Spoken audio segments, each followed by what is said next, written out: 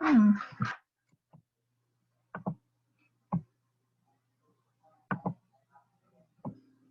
Oh.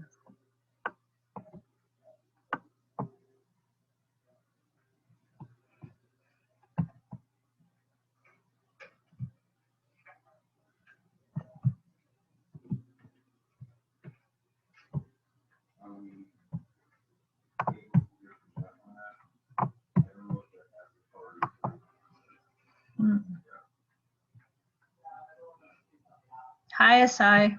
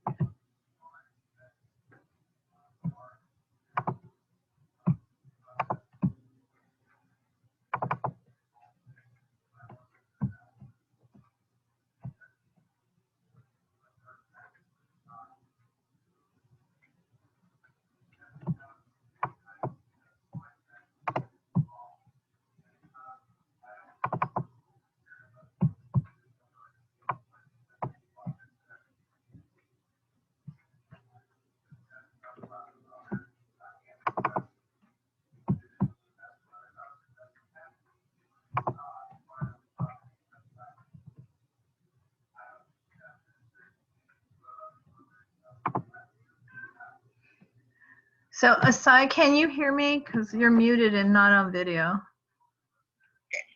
I don't have video at the moment because I have a PC that I built, but I do have audio. Oh, that's okay. I was just wondering if you were here. So if you don't have video, I can't co-host you.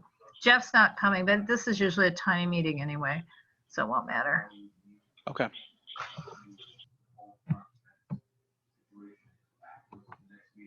And how are you? I'm doing well, just multitasking at the moment while I'm phone banking. Yeah, I know how that is.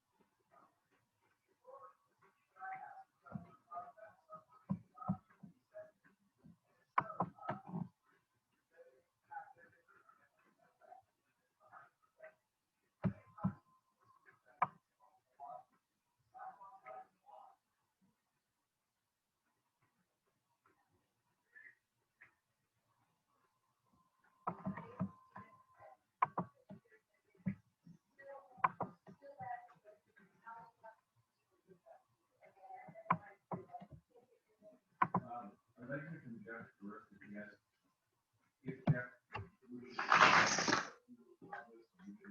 make a decision of all further college after we fall into the background of an explanation of the height materials used on those side fences going back to the front facade of the house, and a complete plan for the front yard fence being the U-shaped fence from the facade of the house to the back of the facade.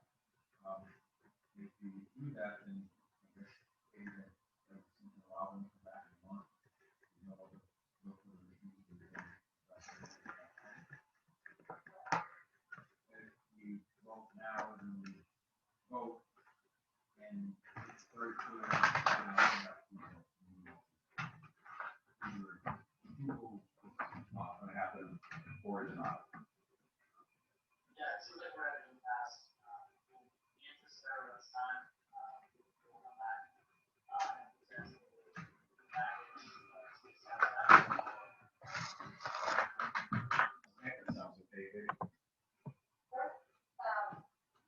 Did you want to take that? Do we, given Jeff's position, do we? No, that's fine, I'm fine. Okay, okay. Okay, Jeff, thank you, and we look forward to a more extensive package back, and hopefully we can have free agreements on whatever that is. And again, as you're well aware, Jeff, given that the height limits on the sides, if those materials, probably if they are vinyl or some sort of acrylic or whatever, it's not as likely, frankly, that you would get approval of all of our board members on their usage. If that is wood, and if it is over height and is owned by your owner, this person, the applicant, you have the choice of perhaps changing out to match this wrought iron fence or iron fence in the front, or perhaps cutting it down and leaving it as wood, but keeping it at 42 inches. So that would be up to you and your client. Okay. Okay, can we move on to the next one then? Everybody satisfied? Okay, Jeff, thank you very much. The next item would be 1334. That's Jeff again. 1334 West 22nd Street. Don't go away, Jeff. And the applicant can present, please.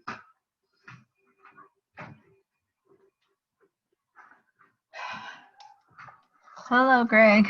Greetings, greetings, greetings, pilgrims. Have you lost your voice? No, no, I don't think so. It's Okay. there. I'll find it. All right. So I have to be a little quiet because I have an HPOZ meeting happening 12 feet away. So Greg, can I make you a co-host? Yes, please. And do you know how to watch the waiting room? Yes. Because I logged in without visiting a different room. So, so I need to excuse myself for 2 minutes. Okay. If you'll watch the waiting room. And Okay. Asai is here, but his video is not working. Right.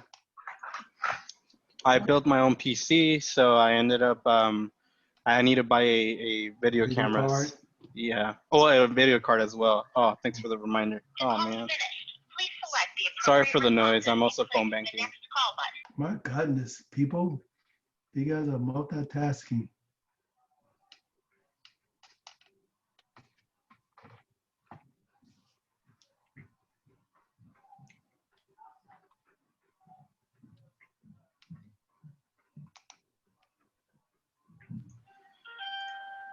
So how are you? I'm quite well, sir. Quite well. That's always good to hear. Yep, yep. Dr. Bailey, how are you? I'm wonderful. How are you? I feel good. I like that. 2 thumbs up. 2 thumbs up. 2 thumbs up, ready to go. Good. Okay. Thank you so much for your support and Yep. your help. Not a problem. I apologize for getting that information back to you later than I had. No, it's fine. It's fine. You know, so we today was checking things and looking at our own things that we were putting in and said, oh, that percentage is not right. Let me change that. Yeah. Yeah. So yeah, we always have to make adjustments with these things. So, Good, okay, so welcome aboard. Welcome thank you aboard. so much. I appreciate you. Are you related to Tori Bailey? You know, we think we might be. Okay. Okay. Yeah, we think we like- might be. I'm like, okay, I'm like the Baileys. I'm like, let me ask. I meant to ask both of you that question earlier. We always call each other cousin. There you go. There you go. Yeah, Yeah. that's good. That's good. So how was your day? My day was good. It was busy. A little. I guess I'd say that it was a continuation of yesterday. So Monday was threw me off a little bit. So I'm still Right. trying to get my feet planted. Okay. But overall, I'd say it was a good day. I'm here. I can talk about it. So There you go. it's a There you good go. day. There you go. Okay. How about you? Productive. I make a list each day, and then I just go down and say, okay, check that off, check that off. So everything that I set out to do was accomplished Well, good. I'm in a glad. little spare time. So Yeah. that's good. Okay. All right. So Greg, you're the only one I know who might actually be making a list and sticking to it. Yeah. Well, we have to adjust it sometimes. Well, the thing is, I make reasonable lists, usually accomplished. David just makes really long. Hi, Miss lists. Harris. Hello, how are you? We're well. Welcome. Welcome. Thank Welcome. Welcome. Welcome. Welcome. Welcome. So, greetings to all. I'm hearing background noise from somebody, so we'll need to mute. Debbie, it might be you, because we didn't have it before you arrived. So if you can mute your mic and let's test that. Okay.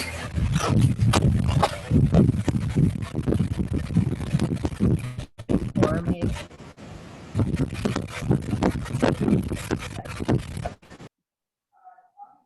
Yep, Debbie, it was you. So sad. Okay. So at your time, you'll be able to unmute yourself at any time because we're in a meeting, not a webinar, but there's background noise on your computer or device.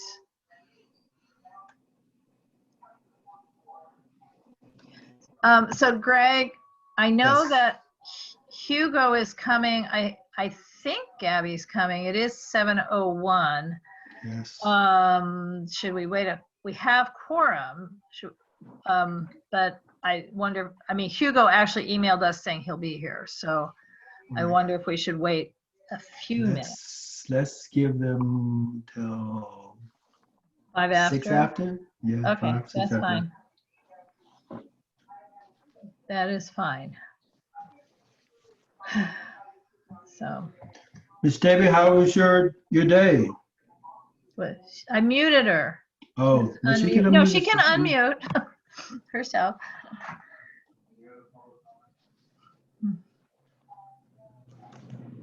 Gabby is here. Gabby, yay, Gabby, come in. Sorry, my day was very good. How was yours? We're good. We're good. We're good on this end. No complaints. Yeah. Miss Gabby, how you doing? Good, thank you. How are you? Good. That's great. Keeping the city straight? I work for a utility company now, Okay. public utility company. So yes, Okay. I am Keep it right. still. Sounds good. So, is that water board thing that I see in an email of yours? No, it's an energy utility, Clean Power Alliance. Oh, that's what okay, Clean Power Alliance. Yeah. Yeah. Yeah.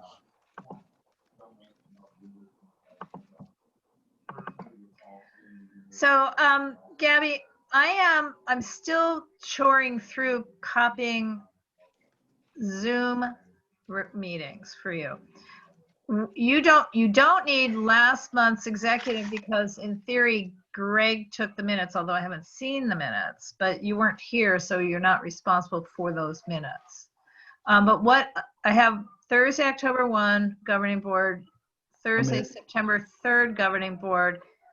Were you also the August? I know I asked you this already, but I forgot the answer. Yes. Okay. Yes, August. So I need 3 sets of minutes. Well, I need to complete the 3 sets. yes, I understand. Yeah. You have to do the chore of, now I'm going to strongly recommend that you don't rely on this stuff, not just because it's so tedious for me to copy it, but because you're going to have to listen to everything again. It's like attending the meeting twice. Yeah, and that's usually how I do minutes, though. Okay. All right. I'm used to it. So you're getting the audio as well as the video, and if we can exchange this. I'm finishing it up right now, so we could exchange it whenever, is my point at this point. Sorry, you broke up a little bit. I couldn't make out exactly what you said. Oh, I'm copying then the last Zoom set right as we speak onto this flash drive. So we can do the exchange whenever at this point. Great. Okay, so I think I can come see you. Let me look at my schedule.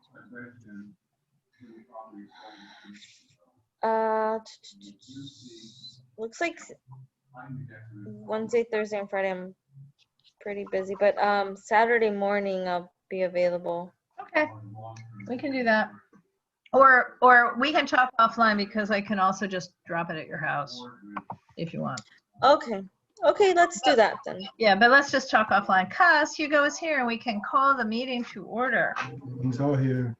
Everybody. Hi, everyone. Hi, Hugo. Hi. So, let me call this meeting to order. And, okay, and I'm going to share the screen, which is always a chore till I figure it out. Here we go. And the first order of business is to call the meeting to order at 7:05 and approval of the agenda. And Greg, I think you were probably wondering how I choose the order of things. And so I'll just explain, it's always the things that have to get done on a deadline go first. No, I'm not wondering that. Okay. I'll make a motion, we approve the agenda as provided. Okay, is there a second? I'll second. Okay, Greg moves, Gabby seconds. I vote yes. You can do voice vote? Yes, please. So Yes. Gabby? Yes. And All in favor, yes? Yes, all in favor, yes. That type all of in favor, yes. Okay. Thank you. I'm gonna stop this screen share and just refer to these. I'm just gonna refer to it on my desktop. So the first item on the agenda is public comment, if any, on items not on this agenda.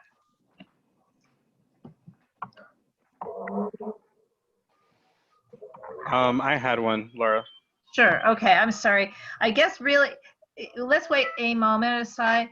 I should say it differently. The first item should have been a little speech by me as to how to make comments in a Zoom meeting. So if you're looking on the computer screen, use your cursor and go down to the bottom of the black screen, and it should pull up a whole bunch of words across the bottom, including the word participant. Put your cursor on the word participant, kind of single click it, and you'll bring up the names of everybody who is participating in the meeting. But in addition to that, in that participants list, if you look to the bottom, you'll see a thing called raise hand, and you'll raise that. You click on that, and your little blue hand raises for myself or Greg, who's the co-host tonight, to see. So Asai has his hand raised. Yes, Asai. I just had a quick point of information. I want to let the rest of the board know that I believe on anything in regards to funding requests, I cannot yet take a vote on due to my ethics training that still has not been completed. Everything else I believe I should be able to vote on. On a funding request, it's about your funding training. I believe ethically too, when it comes to money, there might be some problems. Okay, so well, let me say we have a different problem. For as this body, we have to have 3 votes aligned to make a decision which is the quorum of 5. So to move something forward with a decision, I think it's feasible to move something forward without a decision. But then we wouldn't have a motion at the board. So if what you are saying is people who have expired training can't vote on funding, then that would mean that Greg, Laura, and Hugo have to be in total agreement, which we usually are anyway. But just so you understand, everyone understands our situation on items that need a vote. Okay. So that wasn't really a public comment, but I get it. Does anybody have a public comment on any item that is not on tonight's agenda? Okay. Was that a yes? No. So then the first item we'll be dealing with is Executive Committee business letter A, item A, funding request. Neighborhood Purpose Grant request by Ignited Light to help support the Martin Luther King Day of Service. I hope I'm correct that it's January 16th, 2021. Compared to prior years, the current COVID-19 crisis has altered the structure of this year's event, which will focus on food distribution and COVID testing and will take place in the parking lot of the Baldwin Hills Crenshaw Plaza. The funding needed will help cover not totally cover, the cost of test kits, protective gear for volunteers, food for volunteers, etc.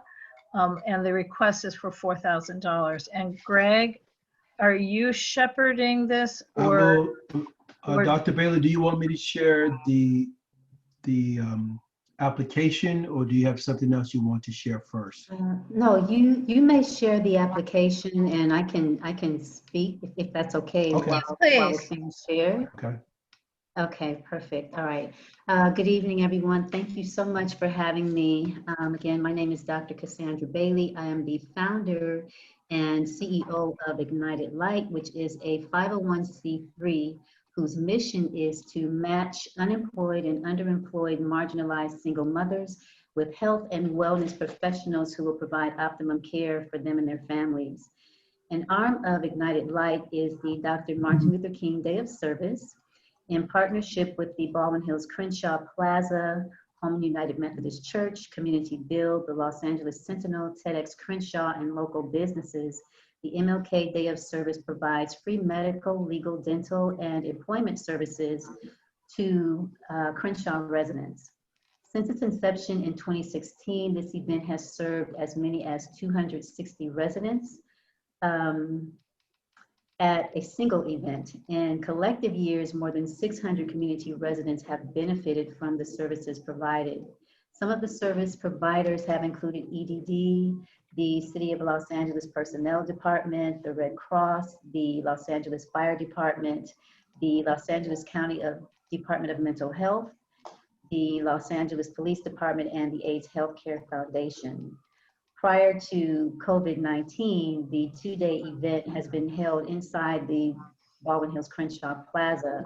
The health crisis has mandated the change in the event structure, resulting in a transition in focus to COVID testing and food distribution. which will take place in the parking lot of the plaza. Although the Dr. Martin Luther King Day of Service is held outside CD10's footprint, the event is marketed to its residents. The Los Angeles Sentinel circulates its printed paper throughout the greater Los Angeles area, with its online subscribers expanding beyond Los Angeles city limits.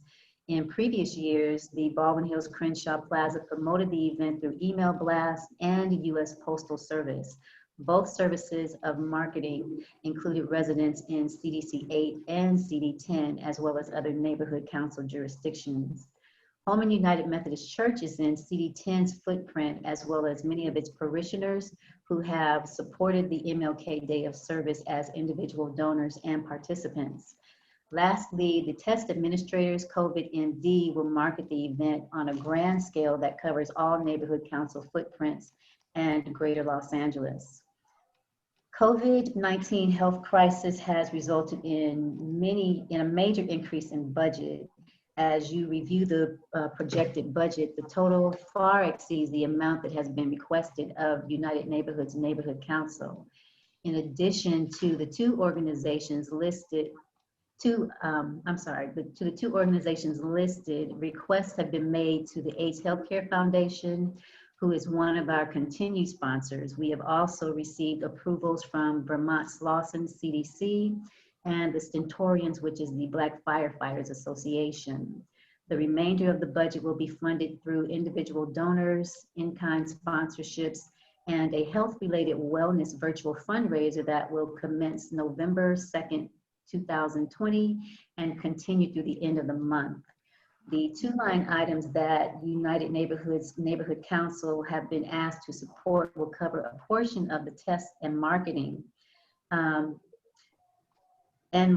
only has CDC 19 required us to change the structure of the event, it has also resulted in a change in how we go about marketing the event. The MLK Day of Service, as well as getting pertinent information to the community the day of the event.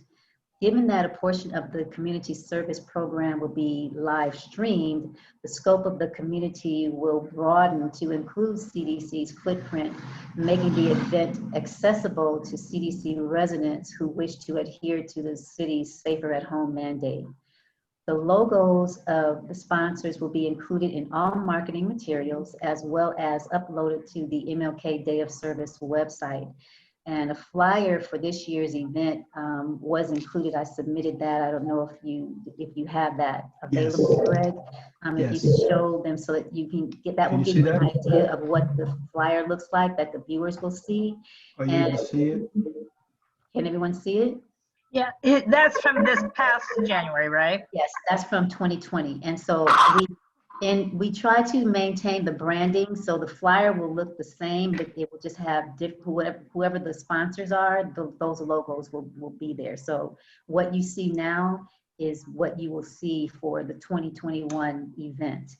And you also can take a look at our website to give you an idea of what that will look like on our website as well. And we also have pictures from 2016 to 2020. So you can see how we've grown and some of the things that we've done as well.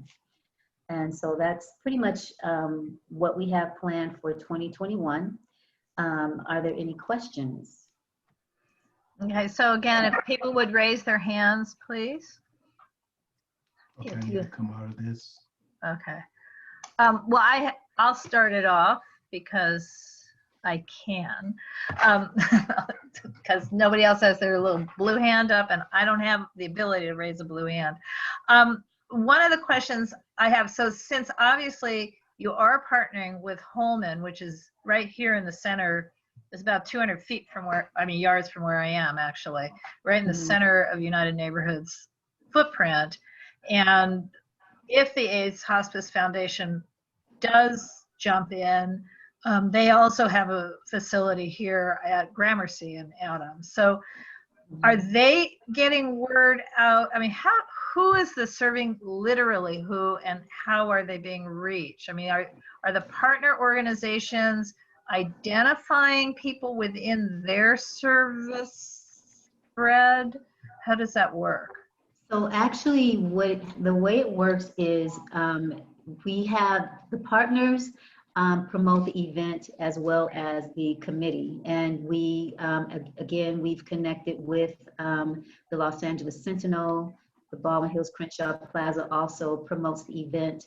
And we ask now with social media, we're asking people to upload the information on their platforms as well. So we're getting a broader scope of people. And again, COVID MD has a huge following, and so they will be promoting the event as well. And one of our partners is TEDx Crenshaw, and they have a TED Talk on Friday. So we're also promoted through their social media platforms as well. So how many people are anticipated to be served this year? This is again a unique, well, I'm saying this year, I know it's January, but this Right. time out, it's a unique situation. So are we doubling the numbers, staying at the same? Well, we haven't doubled the numbers, but we have increased them. Again, we've gotten as high, until recently, we've gotten as high as 260 people. And so with COVID, we are anticipating there will be a spike, according to what we've been told. They're anticipating a spike given the holiday season. And then COVID MD always tends to recruit quite a few people to sign up beforehand. And so we're anticipating 350 to come. And so because we have to purchase the kits beforehand, then we will have to cut off the registrations once we hit 350. Right, and so it is registered. The people who will get the testing and the food will have pre-registered. Yes, there will be, the majority will be pre-registration. We are allowing people to walk up for testing and food, but we will have to cut off the walk-ins for the testing at a certain time. Okay, does anybody else have some questions? Greg, I know you may have some questions. I do.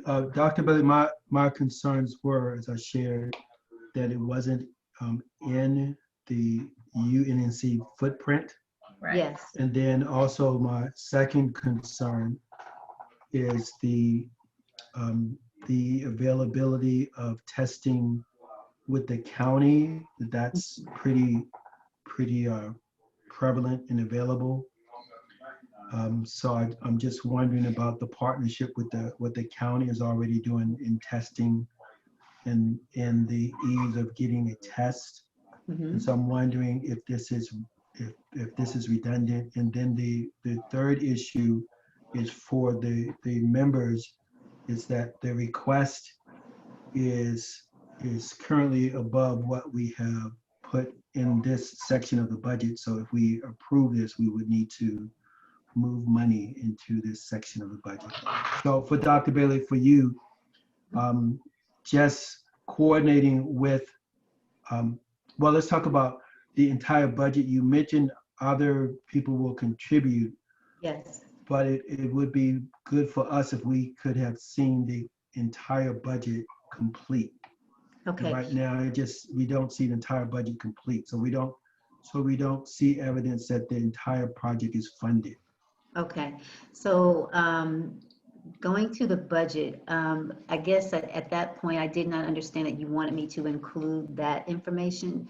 And because I just got some of these approvals this week or the latter part of last week, which is why they weren't included when I submitted these. And the others I had already submitted. So that's why. But I can tell you that we do have, we're requesting 5,000 from the AIDS Healthcare Foundation. And I feel very confident that we'll receive that. And the VS EDC has committed 1,000, but they have said that they may be able to contribute more. Okay. And the Stentorians have committed to 500. Okay. And the fundraiser that we're having is going to be through the month of November, where we're going to have health-related Zoom sessions each week. So we have HIT, high intensity interval training.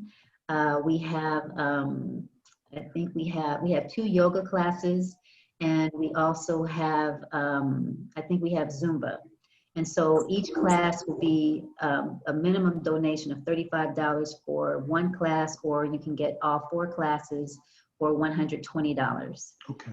And so that is information that is going to be circulated throughout the instructors' virtual platforms, because they already have a following, and we'll also be promoting it as well. Okay. And sending it out. So I would say, Dr. Bailey, if we move forward, then just include that information in the updated package that goes in Okay. front of the general board. Okay. And so that's all the questions I have for. Okay. Gabby. So Gabby has a if I question. if I could address the city, I think you asked about the county. Yes, ma'am. At the time that that we began having conversations about COVID testing, we were there. Everything was always changing, as it still is. It seems to be changing from day to day. But one of our committee members is a doctor who's on the council for COVID Yes, ma'am. for the city of LA, the counties, LA County, yes. And so she's keeping me abreast of what we should be doing. And in terms of working with the county, we are working with the county as well. So we're not duplicating efforts. Okay. And Okay, yeah, so Gabby's hand is raised. yeah, I see that. Gabby has her hand raised. Hugo then follows. Thank you, Dr. Bailey, for coming on. I just wanted to ask briefly if you can maybe share a little bit about what your marketing plans are. I think approximately right now you'd be spending around $125 per attendee.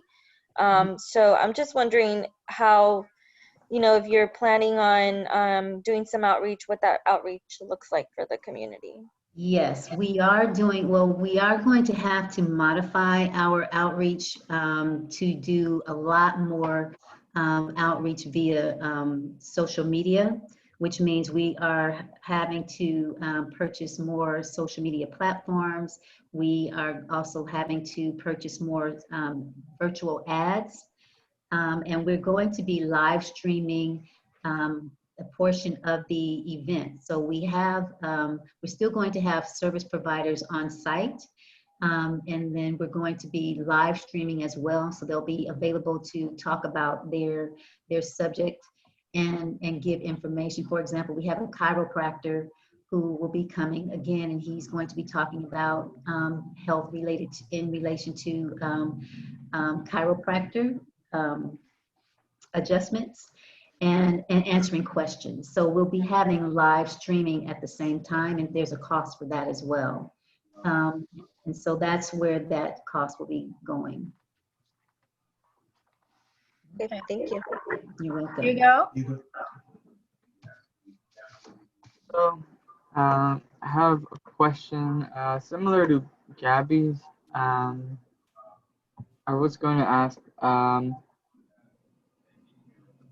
is there a maximum limit of people that you'll be seeing? I don't know if maybe it was already on the flyer if you said it, but is there 350, Hugo. 350? Okay. And how did you say that you were going to be doing the outreach for people to attend? We will be doing outreach through virtual social media, but we're also going to be having flyers that we'll be passing out to individuals as well. Normally what we do is because we partner with Holman United Methodist Church, we have the pastor of that church send out personalized letters to the churches in the communities to recruit participants for the event. All of our partners also promote. We have articles, several articles in the Los Angeles Sentinel, and we will also be, again, purchasing additional ads to upload to social media platforms. Okay, and I'm assuming that there will be priority for the people in the area by the Crenshaw Mall. It doesn't necessarily go by priority. It's really just about who signs up, who shows up. So we don't really determine based on what your zip code is. Okay. And Because my people only can actually, I'm sorry. sorry, you can continue. No, I was going to say, if people want to pre-register, well, many of them will pre-register for the COVID testing anyway, but if they want to pre-register for any of the other services, they'll be able to do that online on the Day of Service website at www.adayon.org. Okay. My only concern is just that it is a lot of money, and I feel maybe the people in the UNNC footprint won't have as much outreach done as people in the other areas, and that's the thing that's kind of worrying me. Mhm. Well, again, Holman is in the CDC footprint, and we do have quite a few participants who reside in that area, and we also strongly promote in that area as well. So we do market the event in the CDC footprint, CDC 10 footprint. Okay. And will there be flyers in Spanish as well, or in Korean? We have not had that, but I would like to say, since you mentioned that, we do have volunteers and committee members on the day of the event who do speak Spanish. But since you asked, if you know someone who can translate our flyers to Spanish and Korean, we'll be more than happy to have them created. Okay, thank you. You're welcome. So, Gabby, you have your hand up again. Yeah, just very briefly, I'm a little bit concerned about accessibility, and I know that a lot of the people that are in our district, are older folks that may not have access to social media or even internet access. So I'm just wondering, I know that you mentioned that you will be doing a outreach, on social media and increasing that footprint, but do you have, so the flyers will also be mailed out? Did I understand that correctly? We will be circulating flyers, asking people to pass them out. We didn't necessarily budget for them to be mailed. It was more Okay. about having them available in various locations, like Gotcha. at churches or other locations such as at community centers, places like that. Okay, thank you. You're welcome. Okay, so I need, Madam President. I have a question though, Greg. Do you have a Okay. question? No, I just wanted to state our budget to this area. Well, the budget, the request is for 4,000, but you want to say what we really have on our budget approved? I want to share what we have budgeted for this area. Category. This Yeah, category. Yes, This line still, item. just tell us. We don't need to see the spreadsheet. Okay, so we've only placed $3,000 in neighborhood Total. purpose grants. Not Okay. that we can't change that, but that's the only thing that we put in that. All right. for Well, now. It here's can be I have changed. a much bigger / broader question. This is, obviously, this is one event among hundreds of thousands across America for the Martin Luther King Day of Service, right? I Yes. don't even know if we have potentially other such events, or not that kind, but other MLK Day of Service events here in UNNC. I do feel that we probably have many stakeholders who still are trying to figure out how to be people who contribute in these times, right? So I am not sure I want to personally approve the full $4,000, but I would love to have us partner even more. Like, you need volunteers, you need promotion. It does seem that at a time when we'd like to feed people, which is what you're doing, Yes. So no. I mean, we kind of have, as part of our temporary COVID mission, we really are concerned about the food insecure.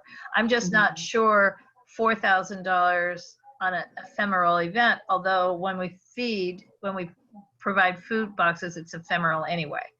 I mean, it's a box, and right.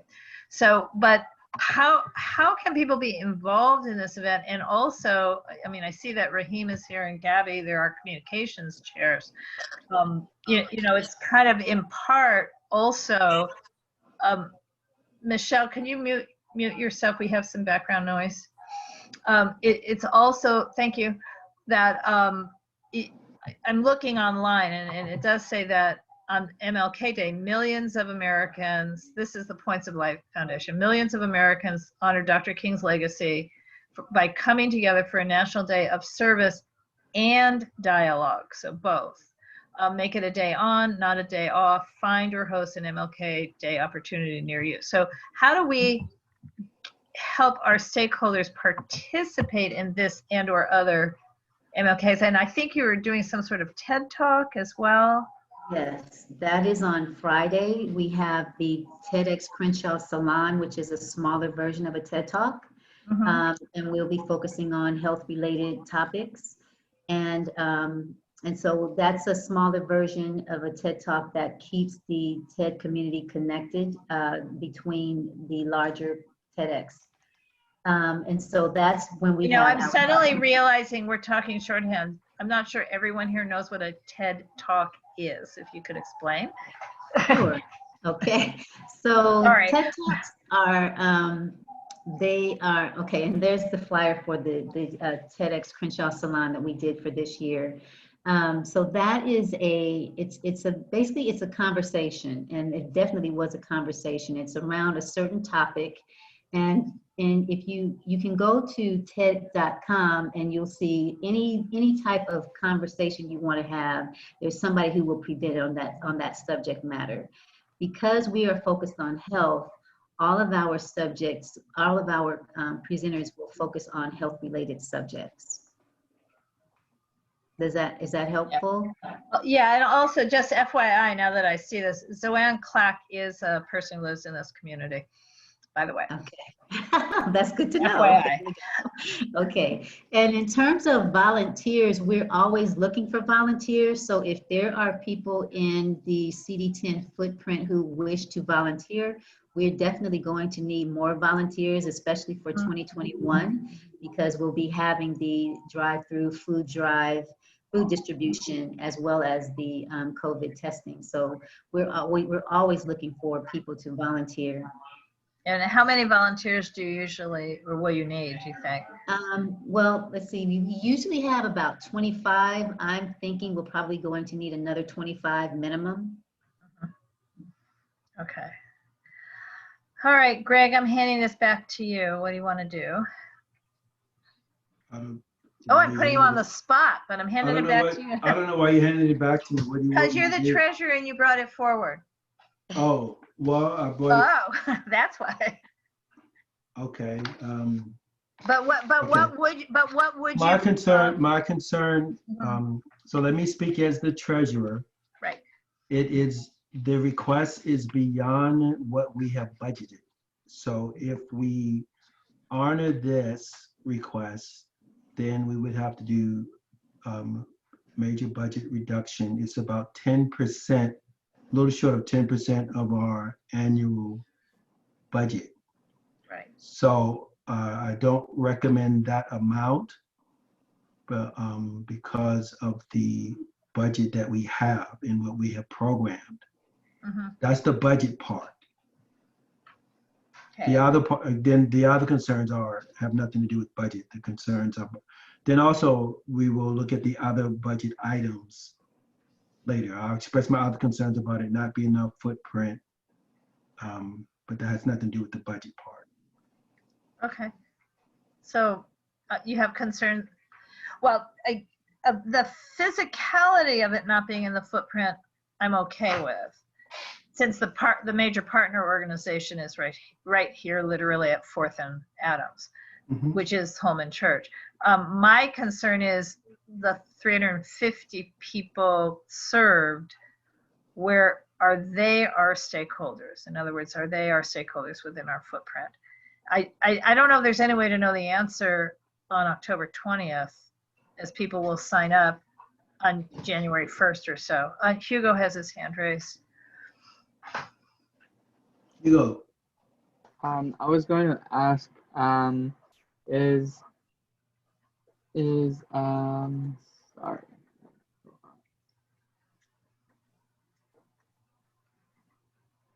Is Empowerment Congress West the only other neighborhood council that you're planning on getting funding from?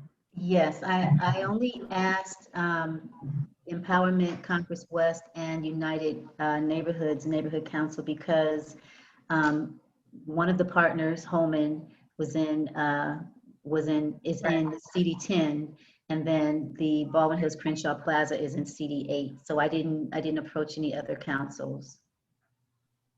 Right.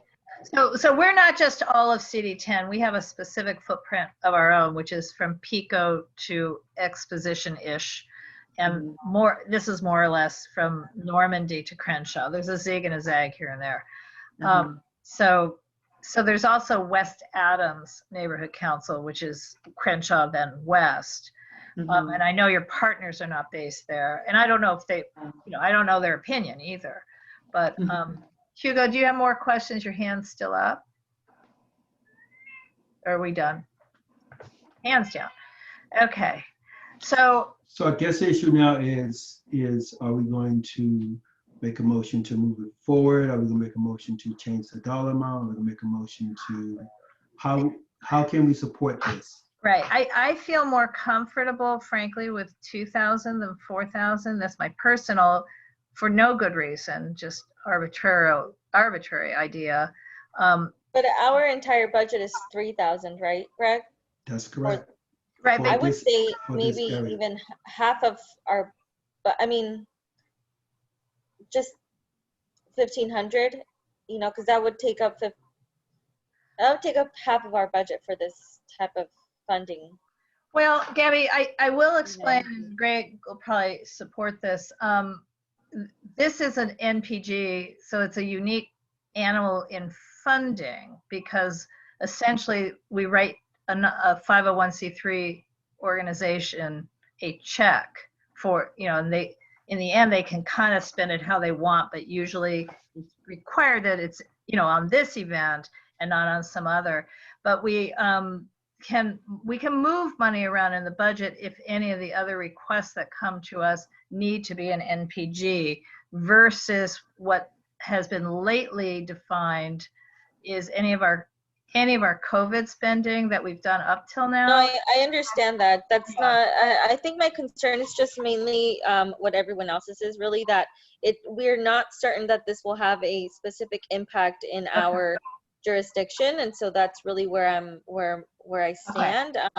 But I mean, nevertheless, this is a great event that I would definitely not mind funding at all. Right.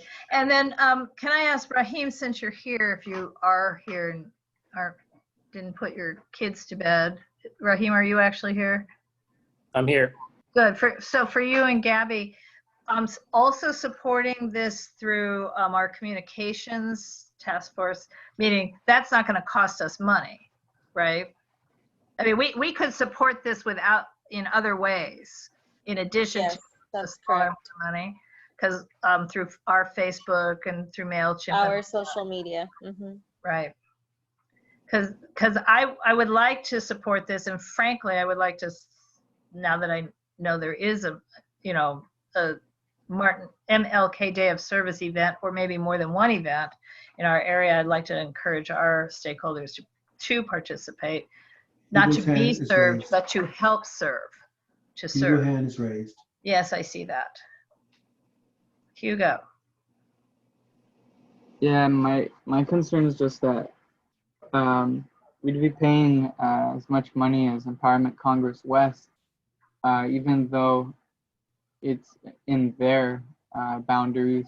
And I feel just because of that alone, I feel we shouldn't be paying as much as them, and it's kind of hard to pinpoint a number of how much for us to invest in this. And I really do feel bad, like not supporting the full amount, because I do think it's a great event, and I like all the stuff in it, everything that will be given away, and all of the presentations. But it is a lot of money, and I just can't stop thinking about all of the ways that we can use this amount of money to help the people in our boundaries directly, and in a way that we can have higher amount of certainty that it'll reach them. Well, are you supportive of Gabby's suggestion of half of our MPG budget, which would be $1,500? Want to make a motion? Well, I wanted to ask Greg about that. I wanted to ask about the budget specifically of Yes, sir. how much of an impact that would have over the rest of our I guess we in the NPG area we only placed $3,000. So that we put that as our initial planning for the year. That can change. It has traditionally over the years has changed every year where that amount has increased. But the budget that we set is our guideline. So does that answer the question? Yeah. Okay. And would that affect the other operations of UNNC? And it affects, yes, if you whatever you spend on one thing, it'll affect it in the sense of it's not going to hurt anything right now, but whatever we spend now, we won't have it to spend later. But that's just a regular budget answer. Right. And when does we only spent we only spent $272 so far. Yeah, but we've committed more than that, Greg. We've only spent, okay. I mean, as soon as Ann's contract's done, we start spending real fast. Okay. I'm just giving you I'm just saying. I'm just saying too. So I want to make a motion. Okay, wait. One more hand is up, which is Asai, who hasn't said anything. And then we do need to make a motion and move on because there's so many other agenda items. I just wondered when the next fiscal year is coming up again. And the reason why I asked that is because I'm still in my head thinking of the rollover, the amount of money that we're going to have left over. At the same time, I'm also wondering, since we have $3,000, I feel that even though we might not support completely paying the $5,000, it might actually not even be that much money right now for us as a neighborhood council because of the fact that most of the neighborhood council hasn't really spent any money on almost any type of service since we've been at home. Right. But it's really up to the discretion of you guys since I personally feel a certain way, but it's really up to you guys because I can't vote. Okay. To answer your questions. So let me just address that, Greg, if you don't mind.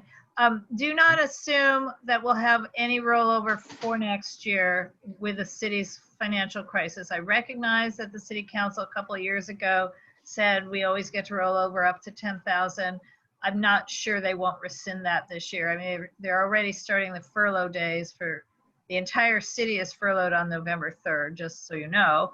And that's probably not to go vote. That's because it's a coincidence. So assume that we need to spend this year's money this year and that it doesn't roll over. Assume too, though, that we're probably going to have to spend money on the election. That's not in the budget because nobody's been funded for outreach or printed materials or anything for the election. So it may be an unexpected budget hit on our part.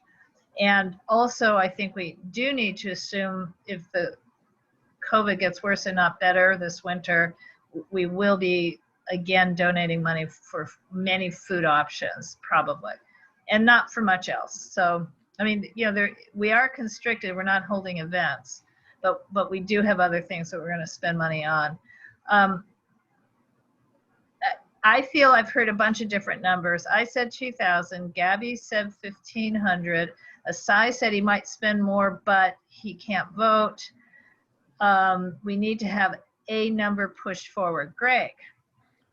I make a motion that we support this event with $1,500 and that we use our social media platform to advance it to the members of our community. And do I hear a second? I'll second. I'm sorry, was that Gabby? Yes. Because you're the only other female voice? Gabby's in the same situation as Oh, Mr. then Mayor. Laura seconds.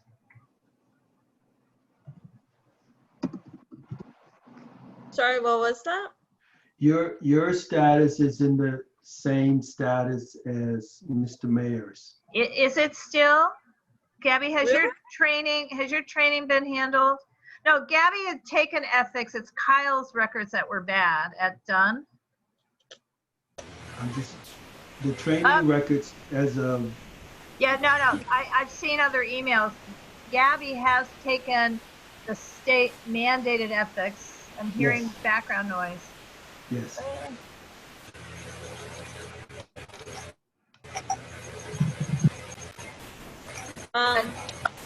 No, okay, it's fine if I can't vote. I didn't realize that I hadn't completed.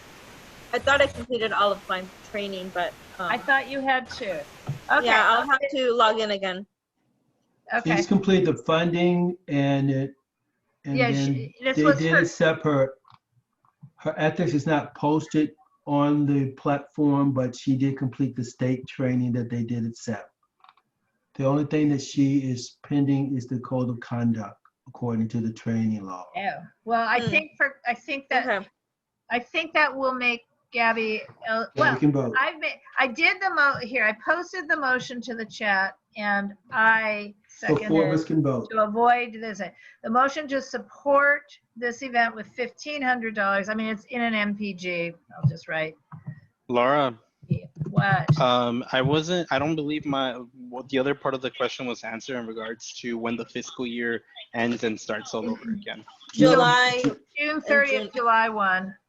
July 30th, okay, got it. Yeah, Thank you. and we already have the rollover for this year. How much money do we have total right now, Greg? The balance as of today is $44,311.06.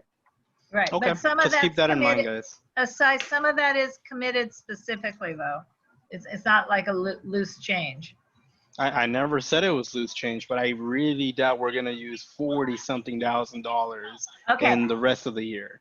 Okay, we have 4,000 of it is for street trees. A chunk is for, what is it, 5,000 or 6,000 for Zumwinkle.com. Well, we can go through an itemized list of what, Right, what our budget will there's a go lot through. of money actually committed aside, even though haven't yet spent it. It's all committed. So, It's not all right, encumbered, but it's but committed. in any case, who's voting, because I'm gonna call the question, only 5 people get to vote. Hugo, Gabby, Greg, and Laura. Right. So I'm going to do this one at a time because Greg, the motion is $1,500 in an MPG and support the event with our social media. You say, okay. Yes. Hugo, I think I would be okay with half of it, so I'm gonna have to go with no. you're a no. Okay. Yeah. Gabby Yes. and Asai, are you voting? Ineligible? Okay. And then I'm voting yes. This is a vote to move it to the board where we will have many more people who can vote. So the motion moving to the board is this that is posted in the chat. Okay? And you know, guys, it's 10 of 8 and we've done one agenda item. That's how we roll. That's how we roll. I'm just saying. That's not Thank funny, you, but Dr. Bailey. that's not funny, So but that's much. how we roll. I Thank you, Dr. understand, Bailey. and in 8 minutes, I guess it just doesn't matter. But my silly girl stuff is the voice is on, and I will not get to see it tonight. Okay, item I hate 3B, that. another Thank you, Dr. funding. Bailey. Okay, Thank you you. guys, we Okay. have 2 funding requests, one You have after to- another. Okay, you have to hang around with this if you don't want to hang around anymore. Greg, are you Okay, speaking? all right. Thank you so much. I actually You're have welcome. another meeting, so I'll go Okay. to that one. Okay, thank you, Okay. Dr. Bailey. You're welcome. Bye. Guys, we have next our 2 related funding requests from the Communications Committee. These are not funding requests in the sense of they don't have to fill out the form. But so items B and then C, I'm going to post. I have one thing to post that will deal with both of these. But the first item, B, is a budget adjustment and proposed funding contract. And this is a conceptual, not a named person yet, for a professional graphic designer to support UNNC's communications efforts, including social media and/or print graphics. And I'm going to, I have a screen share somewhere. Lord. Is it in the folder? It is, but I got it. I got it. Oh, you're doing it? I can. Okie doke. If I'm getting the right document, I'm not sure I'm getting Here, the I've right got, document. no, don't worry, I found it now. Okay. So assuming you can see it, I'm moving to this. So this is, and Raheem is here and Gabby are here, both of them to explain, but this would be $2,000 to, basically to do a graphic design for us. And either Gabby or Raheem can present. I can no longer see the hand raised. Okay. Hey, it's Raheem, you Gabby. ready? Yeah, sure. And goodness, I'll keep this short. And I think it's actually we're requesting 3,000 up to $3,000. Oh, I'm sorry. What did I put on the agenda? 3 or 2? You did, but yeah, you put 3, but I think you just said 2. So I just wanted to I clarify think that. I said 2, but as long as I put 3, we're good.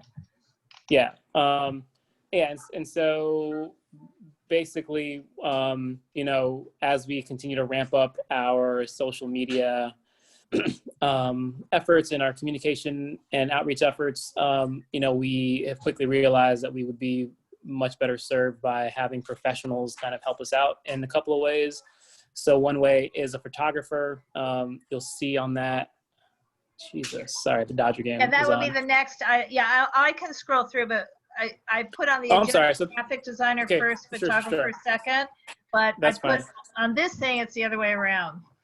Yep. So yeah, the graphic designer, as you can imagine, we'd use them to design graphic elements that we'd use on social media and our website, and for any printed assets that we'd need. As we're starting to kind of promote these weekly committee meetings that happen, we would utilize them to create advertisements or promotion or graphics that promote these elements that we can share on Facebook and Nextdoor and anywhere else. And then I don't mind discussing item C at the same time, the photographer, just be efficient. Cool. Yeah. And so the other thing, the photographer, we would ask that want the photographer to take photos on a weekly or bi-weekly basis of the people, places, and things happening in and around our neighborhoods. We could use those photos as posts for our Facebook and Instagram.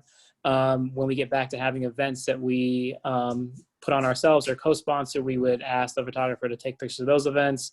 We would utilize them to take headshots of the board like we've had in the past. We'd use them to archive all these photos because, as there is a need, it'd be great if we have like an archive of photos that we could use kind of like as our own little like stock imagery archive when we're making social media posts.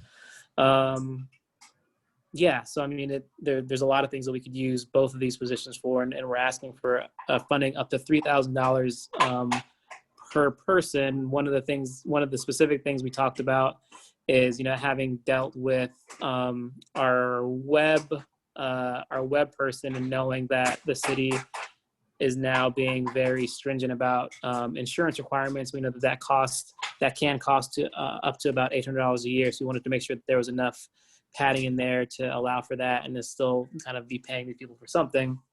Even that leftover doesn't really wouldn't pay, the full price of what these positions could command. But we're hoping that we can find professionals who want to work with us as a neighborhood council and, kind of serve their community in this way. Otherwise, we wouldn't be able to afford the full price of either one of these services. But we're fairly confident we can find people who will work for this amount. And once we do, we would bring those people with their specific proposals back to the board for approval. So. Right, so I'm stopping the share. So, so on a technical basis, Greg, this is essentially a two-step thing that we would improve and bring it to the board, the concept and the budget amount, because it would require a budget adjustment. And then eventually we'd have to have an individual or a company, I suppose, prepare, two different individuals / companies prepare proposals that would also need to be approved, because that's how the contracts come together with the city.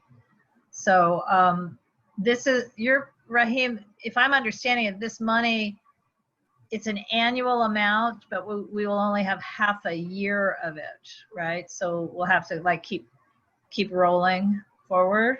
Right. I mean, You're not really saying $6,000 a year. You're saying $3,000 a year. Is that right? 6,000. No, we're saying no. $6,000.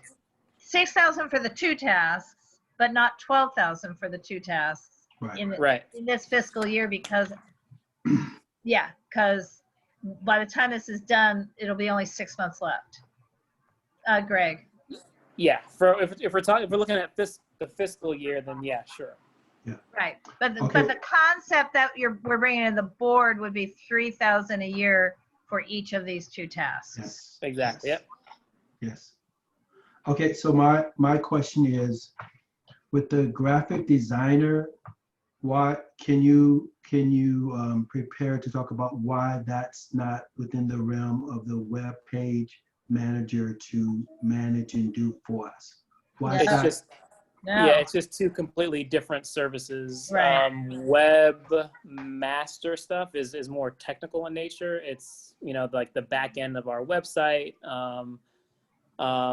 Anytime we have things for them to post on our website, we're giving them all the creative content. If it's like a story, we're not asking them to write stories or write headlines or anything. They're literally just kind of like the technical arm of what we do, nothing creative. Yeah. Right. We're providing them a graphic to accompany stories. So the graphic person or the photographer would potentially be providing us the imagery that would go with a story that goes on the web. The website person is not doing that for us. And it's not in the contract or the summary, Greg, for zumwinkle.com. We've always hired graphic artists. It's just we do it project based, and we've often, but not always, had photographers, but it's project based.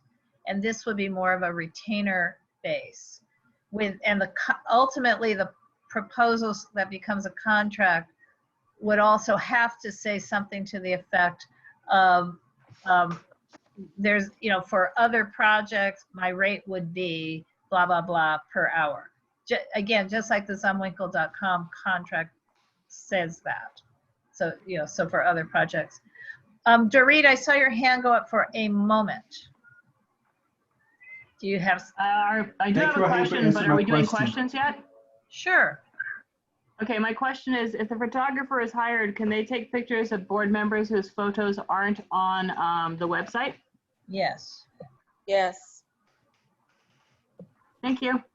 Greg, I think you had your hand up. Well, yeah, I just wanted Raheem to, I just wanted to follow up my question with Raheem. So do you see the graphic person redesigning the web page, or just, again, it's just project,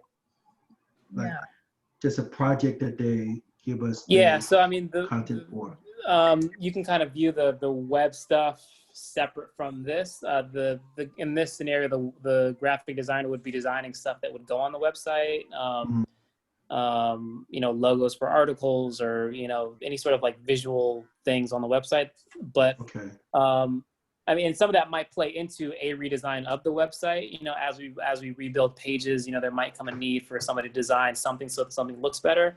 So I definitely see all three of these vendors that we have, the web designer, the graphic designer, the photographer, all kind of working in concert, but still having very distinct and separate roles for sure. Okay, got it. Yeah. And it doesn't stop us. Occasionally I will go out and get a graphic, a photo or collage or whatever, a graphic to go with something that I'm asking to put up on the web. So, it's not going to make that person do all of it. Just Okay. because. Can I make a motion? Sure. And I make a motion that we approve up to $6,000 for both the graphic design and the photographer. Can we, is it okay if essentially we state it as two separate motions to match our agenda? That's fine with me. Okay. The 3,000, the first one which one's first, the photographer or the graphic designer? The first one is the graphic designer. So Make a the motion that we approve 3B. $3,000 for the, up to $3,000 for securing a graphic designer. Recommend to the governing board. Yes.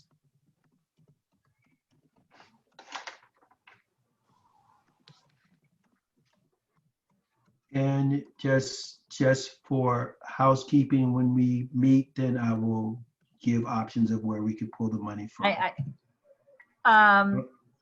think you can find the, hang on a second. Okay. So I'm just going to say treasurer to identify. Right.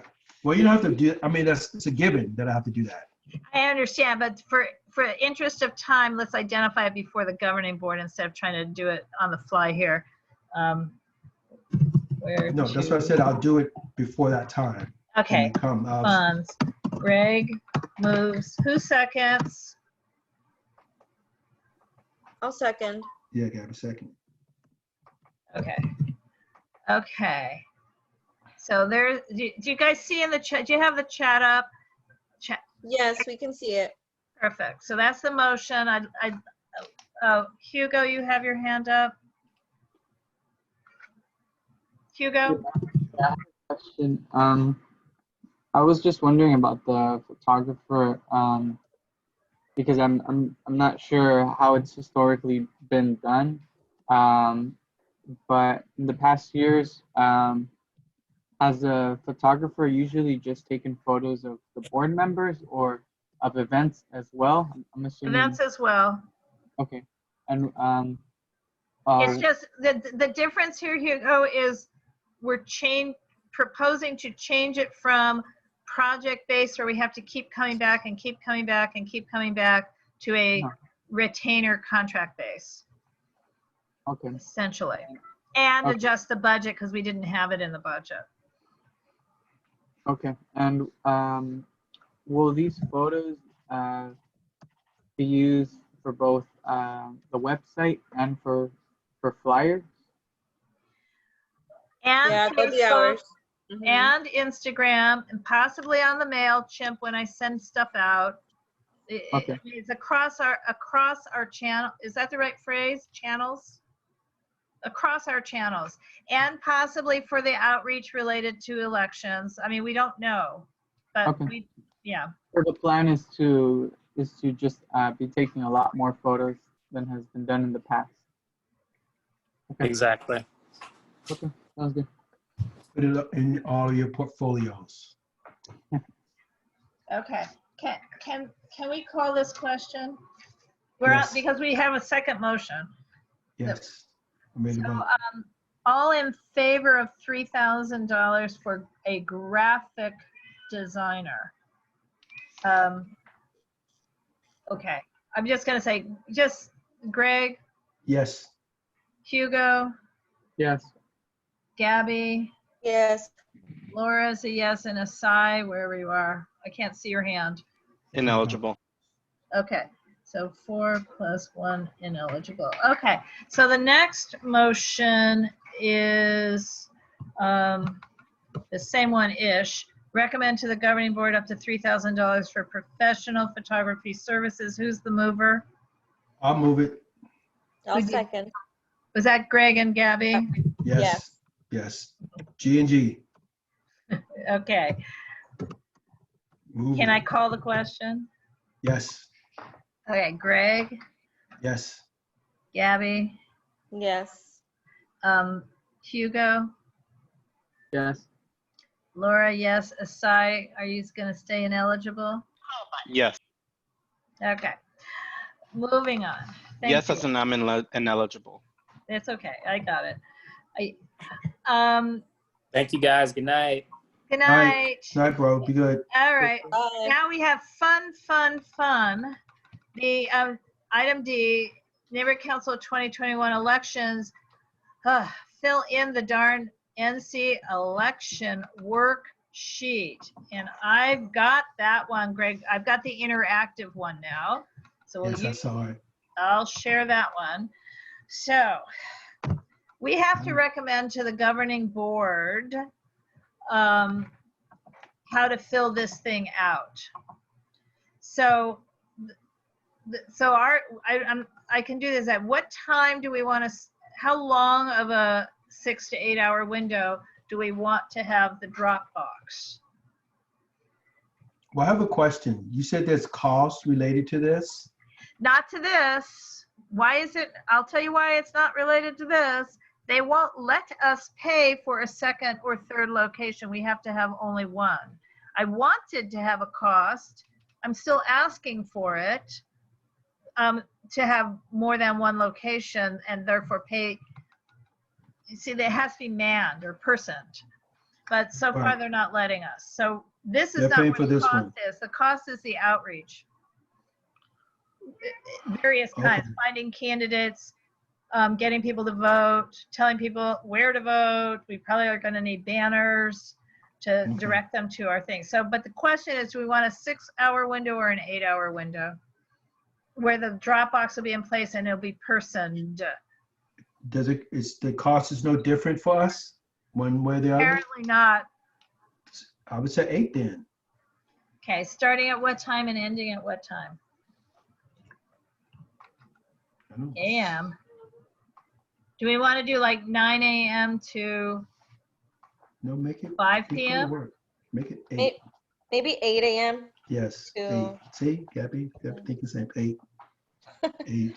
I'm just 9, thinking 10, the people 11, that, 12, have work 1, at 2, 9, 3, So 4, 4. okay. From 8 to 4. 8 to 4 P. Yes. Okay, Is this a Saturday or a Sunday or what? this is a Tuesday, so it's not work before or after. It's actually on a Tuesday. What the? Oops. Excuse me. Does that make a difference onto these times? Well, it's not. I'm kind of on the side of thinking that it should be That's not. including a time Oh, well, first of all, I'm sorry. It has to start no earlier than 9. I'm reading the fine print here. Okay. Alrighty then. And it can 9 go as a.m. late it as is. 8, and it can go as late as 8 o'clock. So now that I'm really reading this, Give me a choice and take it from me. That's what I say. so I'm sorry, what? Nothing. I'm just entertaining myself. But All it's a 6 to 8 hour window, so if we can't Yeah. start, Do we yes, want 9 to it'll be 5. 9. do we want to start at 10 and end at 6? Yeah, that's fine too, because people get off of work around 5, 5:30. If they Yeah, can make it to nobody's Or do we voting want on to this. start at 10:30 and end at 6:30? My Since hand it's is a- up and no one's calling on me. I'd say 11 to 7. I'm sorry, Dorit. I'm sorry, I we're not can't, paying I've got the screen share. I can't see the hands up. And I was not looking. So, All right. So Dorit's I'm hand is hearing up, 11 and to then you go. 7. That doesn't sound unreasonable. Yeah, and Yeah, I want a I second- actually like that. Yeah, Yeah, 11 to 7. Okay, I like I that. think I just saw a Hugo hand, even though Hugo's normally. hand is up. Okay, Hugo. Mine was up earlier. Yeah, I lowered it, but yeah, I agree. 11 to 7. just to give Okay. more 7. people when they get out of work. Okay. Well, let's do, I think this is a recommendation of the board. I don't know that we have to vote on all of this stuff, but the next one's the biggie. We need to select our first choice location for where this drop box is going to be. I will tell you now, we cannot do the council office. Why not? Huh? Why not? Because we don't know that it will be the council office. Whoever is elected council person has the absolute right to change the location of the council office. So given that we can't know that it will be a council office, we cannot select it, unfortunately. So I saw somebody, maybe Dorit had a hand up, but my suggestion is the Washington Irving Library, the real one on Washington. I mean, it's the fake one, the new one on Washington near Crenshaw, even though that's off on the edge. But the reason is it has plenty of parking. And if by May, when our election is, if people are healthy again, there's like 7 restaurants there, and we could encourage the restaurants to have some sort of event that's not our event, but to, you know, kind of make it festive to come and drop off your ballot and try a food festival. I mean, there's a way. The other option that was proposed at the outreach committee was the Jefferson Library, but it's conversely no parking whatsoever there. So I just think that's not a good idea. Does anybody have any other ideas? Dorit? I was going to also suggest the Washington Library, because not just because of the parking, but because this is a much more denser area. We have a lot more apartment buildings than folks over on the other part of town. And I do think this is more, I did some research, and this is more transient, like bus dependent than over there by the Jefferson Library. Okay. So it means people, if they need to walk, they can walk here from here, as opposed to, it'd be very difficult to get over to Jefferson if you live over here and you're on MTA. Okay, so for the moment, I'm putting Washington Irving Library. I don't know its address off the top of my head. I do know that it's Marcy somebody, and I have her email, but again, I'm just, right now, what would our alternative facility choice be? Is there a school that we can use? You know? There's. Well, they have to be open. That's the issue. Oh, I thought and they might be in session. And they No. They'd have to agree to open their parking lot, whoever they are. Right. Okay, never mind. Take that back. So, but no, that's not a bad idea. I mean, I'm, you know, as you say that, the whole complex, I mean, we have time to I can make some calls between now and the board meeting.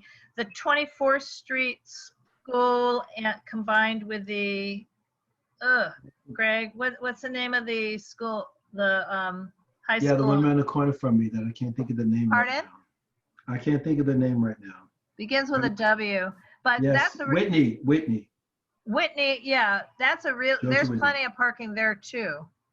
Right. So should that be our second choice? Or they can just park on the street. It's not like exactly. There's plenty of parking there. Yes. Okay. Did the outreach committee like that location? Nobody thought of it. Yeah, Whitney would be a good location. 24th Street is kind of hidden, but Whitney. No, I'm saying complex. Whitney, I'm just writing this in. This is not final. This is just what we send to the board. But it will have to be finalized at the board. So, okay. Oh,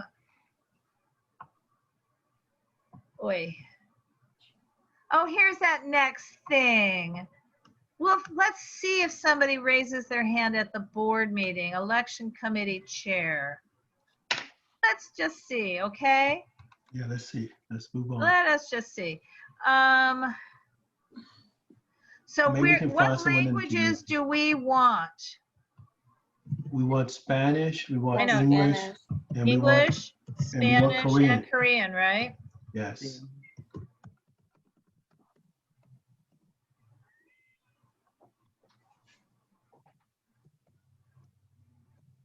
Well, they already have Spanish and Korean. Oh, never mind. And I guess, so. English is given. Thank you for reading this. I'm just looking at the blank spots. Okay. All right. So this would be what we're going to recommend to the board. We should vote. We're not going to fill in right this second the election committee chair or the secondary contact. In the please God hope that somebody, I know I've asked 4 months in a row to be the election committee chair, but this will be the final chance for someone to do it without condemning me to the task. I'm just telling you now. Okay, so this can be a less formal, but you know, I move that we submit this, you know, this form filled out to the board with an 11 a.m. start time, 7 p.m. end time. First choice Washington Irving Library, and second choice the school complex at 24th and Gramercy, which is Whitney High School. And there's 2 24th Street schools. There's that little elementary plus the other one. I mean, the little kindergarten. Second. Thank you. All in favor? Laura, yes. Aye. Aye. And a sigh. You can vote on this aside. All right. Well, I'm stopping the share now, guys. Thank you. Next. Well, Laura, we can still vote on switching it during the governing board. I can't. I'm sorry. You'll have to speak up. For the governing board meeting, we still have the ability to switch it, right? Yes, but that'll be the last chance. Where do you want it? So if you have someplace to switch it to, it'll be the last chance. Yeah, I like those 2 places. I'm just thinking of which one might be better, but I guess we have time to think about it. Right. Well, I voted yes. I just want that on the record. Okay. Thank you. Thank you. I've got Billy Green calling me, so can you guys start talking about well, just let me just tell her I can't talk to her. We'll keep moving forward. Okay, so the next item is the bylaws updates and corrections. Is Laura the only one with information on this item, or can we discuss? They changed the voting age. So let me see if she posted it. Oh, I see. To yes. Oh, let's see okay. if we have it. Okay, I'm sorry. I'm back, you guys. It isn't here. Okay, on the bylaws corrections, sorry. What this is about is I got an email from Dunn demanding another 10 or 15 minutes on our board meeting about what they're going to do. What are you? Yes, that would be it. So I had written back already saying, I don't want you guys, please, to change our bylaws. I want you to add to our bylaws. So this is my suggestion. And all it is, the red part, that's the actual language in the city council action. So that is what city council adopted, that exact language, except for the phrase suggested addition. So what I want them not to do is remove our list of educational, nonprofit, and/or religious organizations, parks, recreation areas.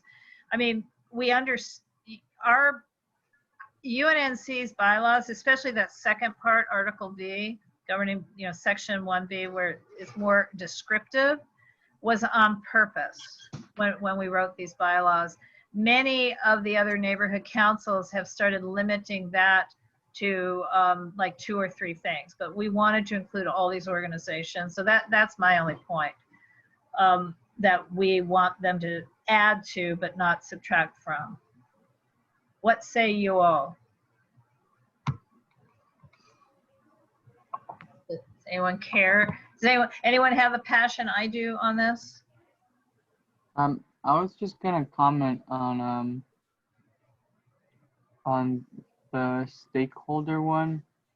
Well, basically for everything, it's just commenting on the definition of who's a stakeholder, right? For every category. Okay, the black language is what is not only in our bylaws currently, but literally when we created these bylaws back in the day, that's what we voted on. It was purposeful.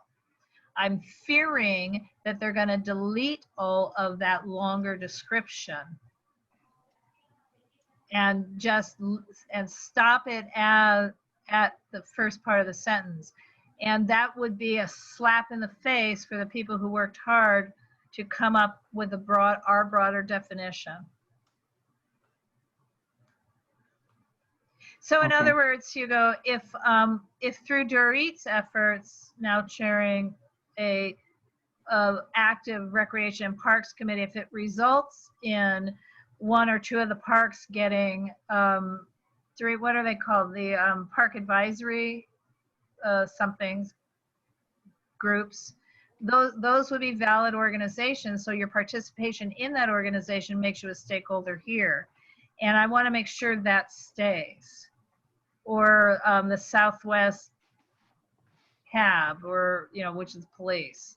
So I am concerned that because of the email I got that said, we've done it already, we want to tell the board what we did, that I want to be able to say that, no, we want you to, we have to use the new language, but that doesn't mean you eliminate our existing language, you just add to it. Greg.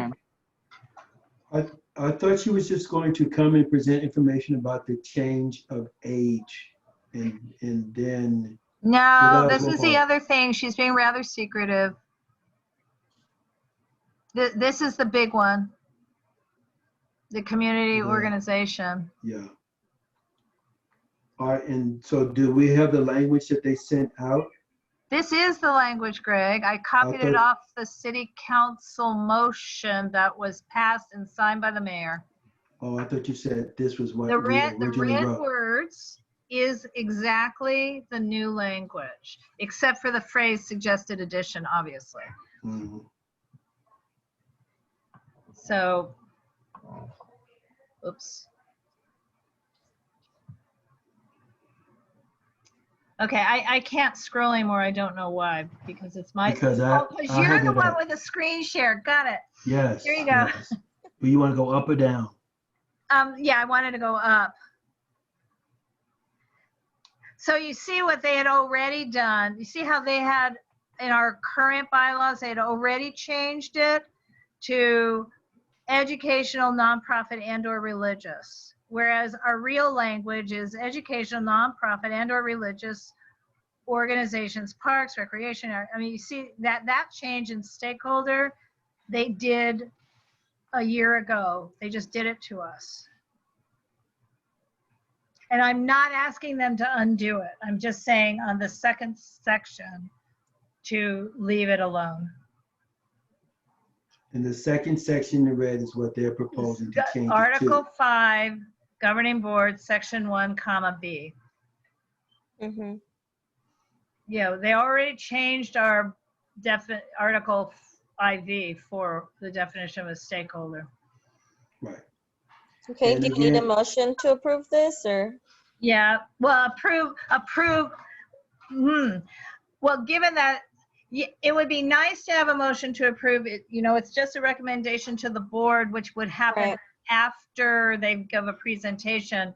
So truly, it would just be a sort of, hey, Laura, go forth and send another email, and hopefully we can work this out at the board meeting. Because when they come, they're jumping in before we can act, unless I make her sit down and wait. I could do that. Okay, so she believes she's coming to just give an announcement, and you're just trying to stop the train before it arrives. Correct. Okay. All right.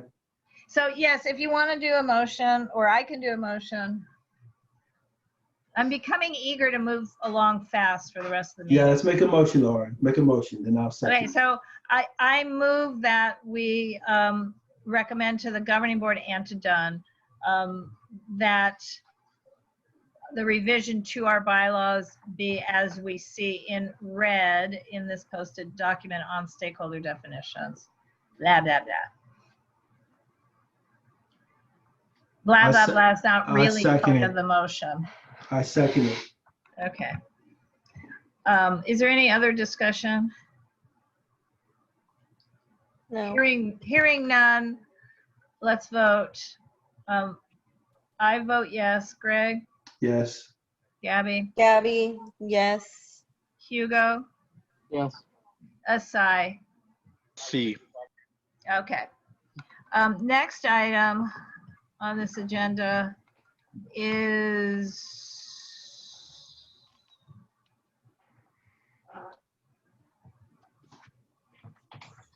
it's still this item. It's a second piece, and I did put it on the website, Greg. It's actually an email. Did you see that? Or I can share it. No. It's an error. I found an error. Here, In I'll E grab or that. F?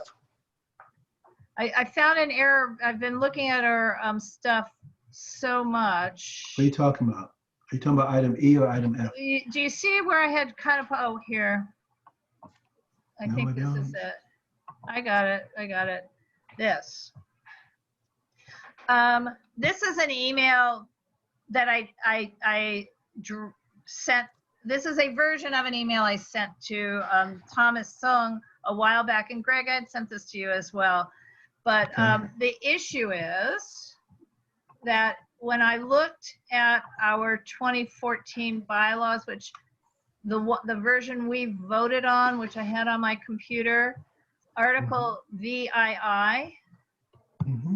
committees and their duties, looks like, can you guys see that? That's what it looks like. Barely. Barely, but well, I'll make it a little bigger. I made it smaller. Do you see how it just says committees and their duties, section 1, section 2, section 3? Yes. When I looked at the ones they just posted, this is what it looks like. It now has a preamble. All committees, subcommittees, and/or ad hoc committees shall be made up of members that are appointed by the board. But we don't appoint the members to our standing committees. It's in conflict with kind of everything that follows and our standing rules. So somehow a little preamble got added into our bylaws, probably by Dunn, that nobody noticed. So they have fixed a couple of other little issues before, for just by request. But I don't think we need to vote on this because we didn't vote on this. This 2020 version we never voted on. But I know we voted on the 2014 version. So I just wanted to bring that to your attention. We don't need a motion. Okay? Is she briefing that also when she comes? I'm sorry, what? Is she briefing that when she comes? No. This is, as I keep reading the damn bylaws, it suddenly drew my eye. So I had, but not recently. I mean, we can bring it up again to her, but I had, Jeff Camp and I had emailed Thomas about this months ago, frankly. I mean, it's just right in July when they were doing the corrections, and I don't think they've corrected this. They made some other corrections. They had other things in our bylaws incorrectly. I mean, for example, they didn't have 5 officers. They only had 4. They didn't have the signatory.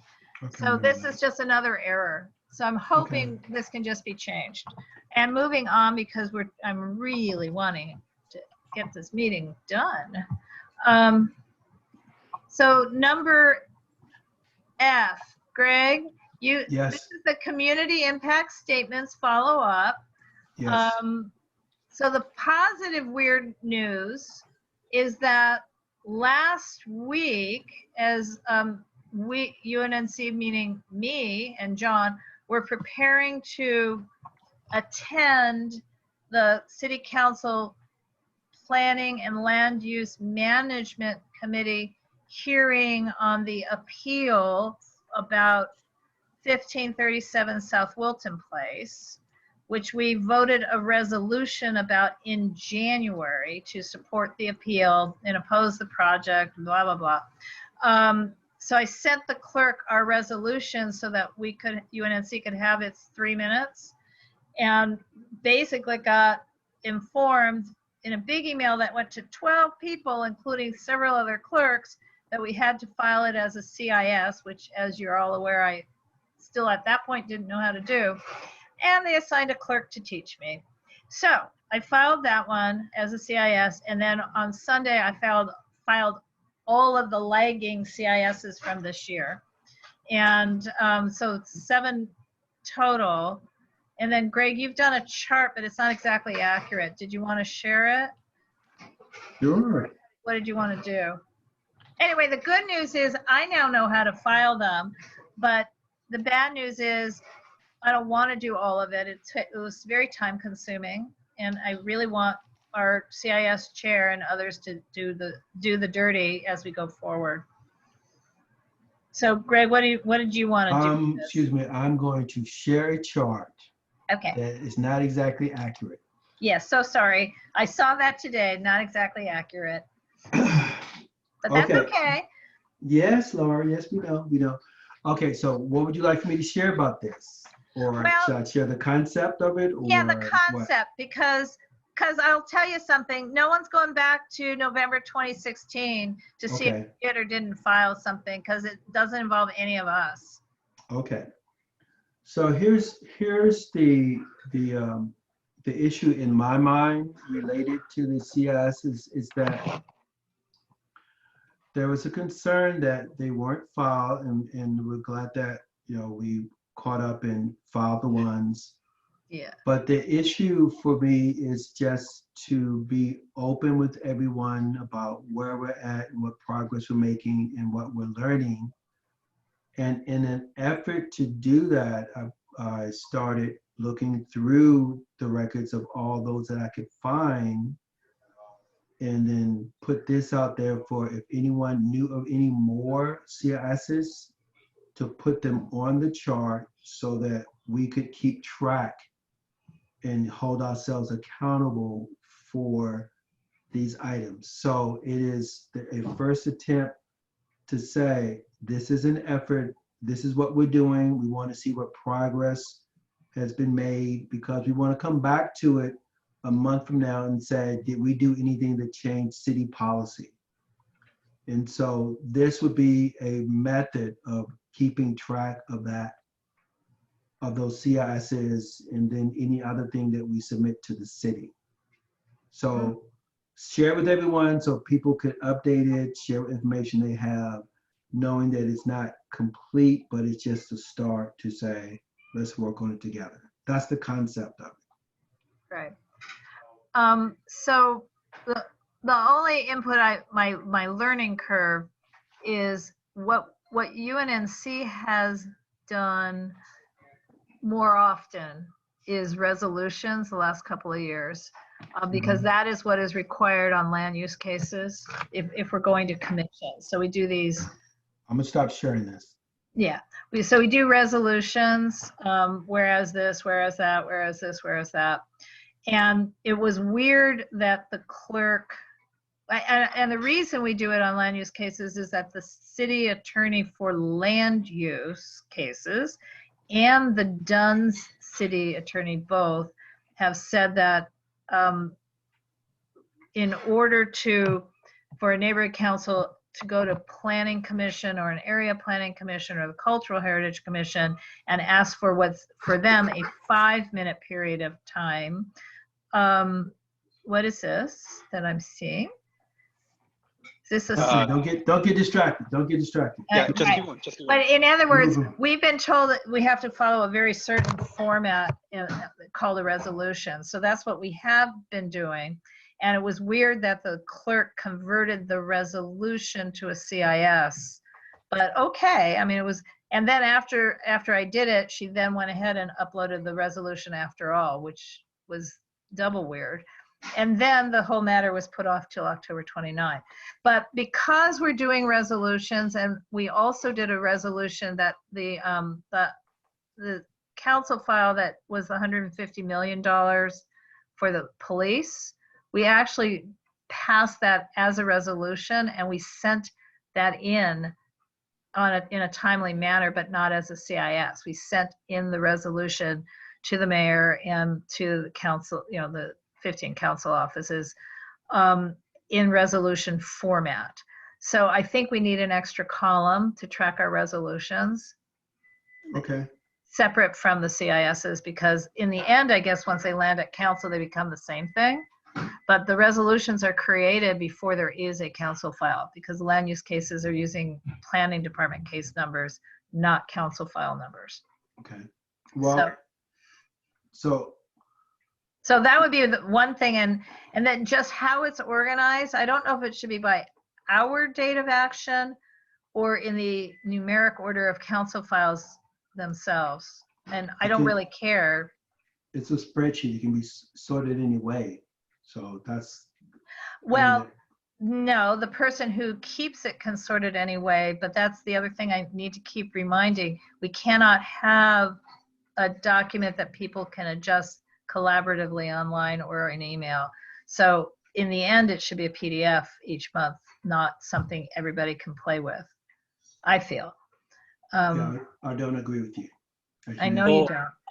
So why can't you just do it as view only on a Google Doc? Well, you can. You can. The point, not the point, but my point is that this is an attempt to say, where are we and what do we know? And a way of finding what we know is to share a document with everyone to say, if you have any information, put it on the document. Yeah, but we can't. It's just a Brown Act violation. We can't do that. We could have a monthly, we do have a monthly committee, CIS, that they could update it in committee every month, if only she was holding her meetings. Because that's the right play. You're allowed to do that. You can't do it online. It's, unfortunate. Unless we appointed an ad hoc committee, I guess, but we have a CIS committee, so we can't. Well, Laura, I don't believe we're prevented from filling out a form. He's I don't asking think the that's entire gonna- board to collaborate on the form. Yeah, because we're not communicating on the form. We're not making any decisions. It's just an information finder, really.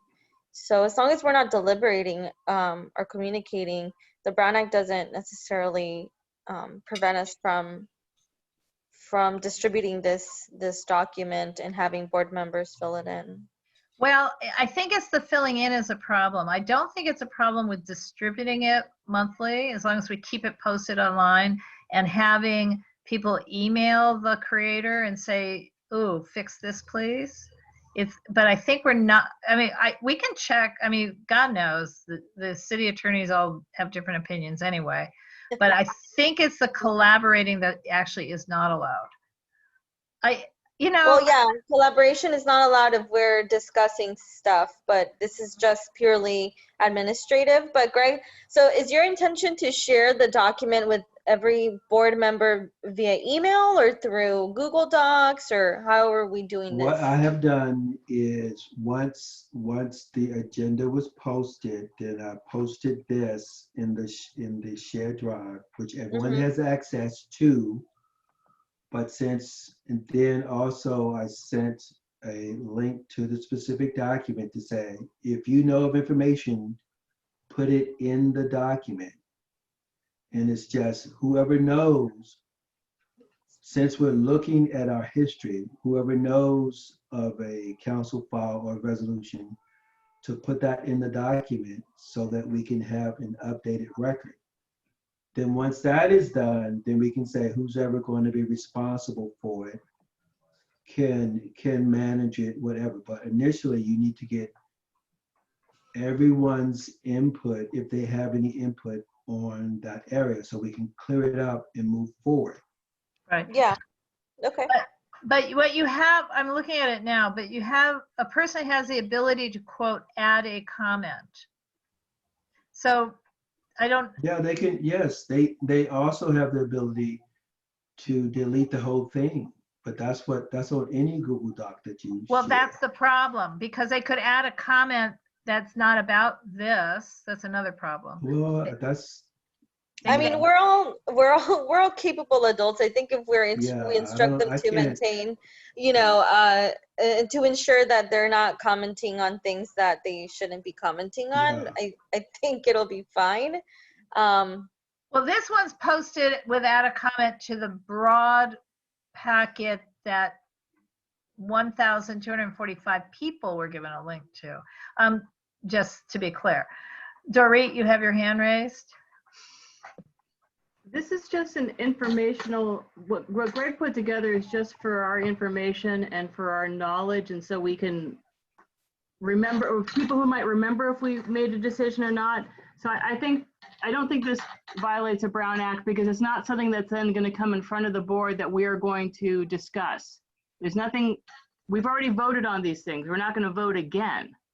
Correct. So I don't see this violates the Brown Act, but there's no reason we can't ask the folks at Dunn if this does or not, because they're experts over there. There are people at Dunn who are experts of the Brown Act, and we are under them, so it should be their final call. Since we're wasting so much time discussing it each week or each month, it'd be nice to have an answer. Okay. So, and I do want to know if anyone knows, because I'm not a Google Drive person, if I'm able to download an Excel spreadsheet and make adjustments and send it to the creator, why do I need to be able to comment online in Google Docs? I mean, in other words, what if somebody's comment has nothing to do with this? I digress from the other issue, Brown Act, and into pornography, etc. Racism, anything. Yeah, that's like, okay, let me ask you a question. Mm-hmm. If you download it and then edit it and send it to the creator, that will be a separate file. Right. But the whole purpose of sharing a document in Google is so that you can collaborate on the document and everyone can see that. So yes, that's the answer to your question. Your other concerns are, I have no comment on those other, I have concerns about your other concerns, but they're not the technical. But I think Dorit's correct, though. I guess we should just ask just ask a specific question. Okay.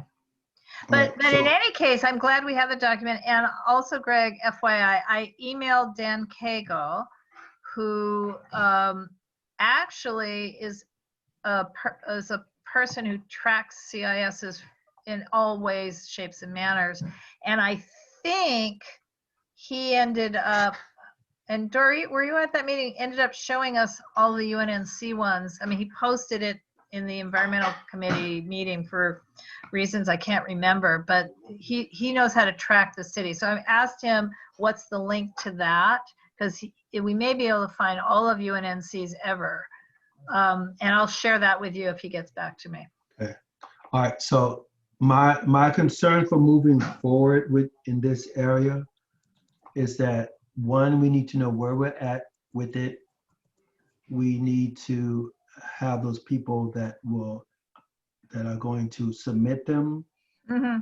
And then we also need to have a system or a committee or individuals that will provide us updates on them moving forward, like what has actually happened with those things, because we do have a committee. It's called the CIS committee. Yes. So I can't say anything more than that. Yes, I heard you. We need to have a training of the concept, because of what this is for, and maybe prior to our meeting, what this is for and how we use it and how important it is. And then the technical aspect of it also. So those are my thoughts about it. So I hope we can move forward. Right. Well, with the this. 3 other people, and I've lost track of who they were because that was a spinning head day. But one of them is Isaac, and one of them is Gabby, right? And It's one of them Gabby, me, Jeannie, you. of course, and one other person. That was the big discussion. Yeah, I don't remember who the other person. I don't was. remember the outcome, and if I didn't write it down, I'm going to have to go back and Right. listen. Right. Because there was like 5 people vying for 3 slots. Okay. But the training of those 4 has to happen because And who's- Miss Laura cannot be the person doing it by and large because I Who's now know it's training also us? time consuming. Who's training us on that? I don't know. I thought Janie was. And I mean, there's 2 trainings. One is to, again, train the board into why CIS is important and how to do them. Right. But the board members in general are not going to be the ones uploading to the portal. And then Right. the uploading to the portal piece is actually a little simpler than one would hope because the part where you upload a attachment, that link is broken completely anyway. So all you can do is the summary. So there's a Okay. little art to it I've learned. You have to do a summary of the summary, but we can talk about that offline. So that's a different training for 4 other people plus me. Okay.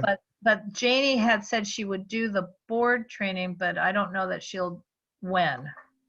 Okay. Well, I'll ask her about that. Right, but I don't know that you want to ask her to do it for November 5. Our agenda is really packed. So I actually just found the database with all of the CISs filed with the City of Los Angeles. So I am happy to go through this Excel spreadsheet over the next few days and make sure that we got every single one of them. These go back through to January 1st, 2013. Yes. Sweetness. And And does I it, can you, in the database, can you look it up by our neighborhood council? Let's see here. It doesn't look like it. It goes through just by council file number. Ugh. No, So I swear that Dan had shown me something that you could break it down by neighborhood council. on his database, and it doesn't seem to allow me to, but maybe he will share another Yeah. I type think of you will. index, but I'm on his website and this is Oh. what I see. Got it. Got it. Okay, well, hopefully he'll help us out on this and make it simple and not hard is what because I think this is what he does for a living. Data. Yeah, it looks like it. I mean, he has every single CIS from all the neighborhoods. So. Also, I might add, when you, when the individual person files a CIS, you're suddenly signed up for every email, for every action that ever happens on that council file. Yay. That's good. No, because I just filed CISs for other people stuff. Well, I mean, are we using the president at UNNC email? No, it doesn't work that way. Well, it should work that way because it cannot work that way. won't. Yep, because remember, I've been a CIS person apparently for a while, unbeknownst. So the email for here is planning, for my individual one is planning.unnc@lacity.org, because the reason I became a CIS filer has to do with land use cases and Well, nothing. I mean, the problem is when you leave, we won't have access to any of that information. Well, that's not true, because the planning@unnc.org is purposefully not personal to me. It's not Laura.Myers@UNNC, it's planning. So that email is meant, but it's not for CISs, but that's how they set it up. They set it up on the individual's emails. Then we should talk about setting up a CIS email where all the CIS emails will bounce back to. Well, they won't, because what I'm saying is, I'm reading it now. I just got one. Just now. You're receiving this email because you have subscribed. No, I didn't. to the council file management system in order to receive updates to specific city council files. Please click on the links below to view the documents that match your subscription. So my point is, this happens to be slow streets. It's not that I'm uninterested in it, but I uploaded 7 CISs.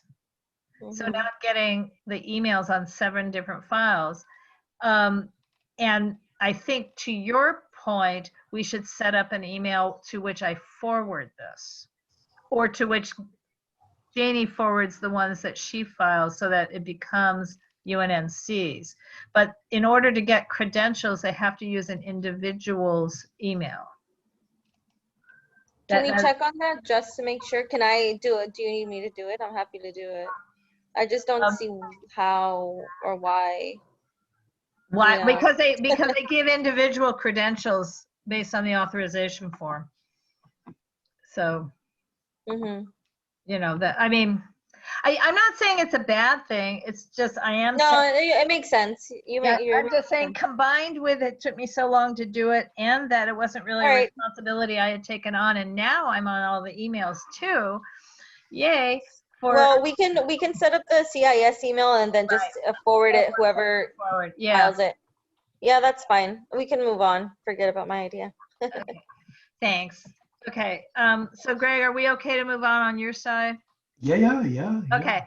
Next one is G, committee procedures and templates. The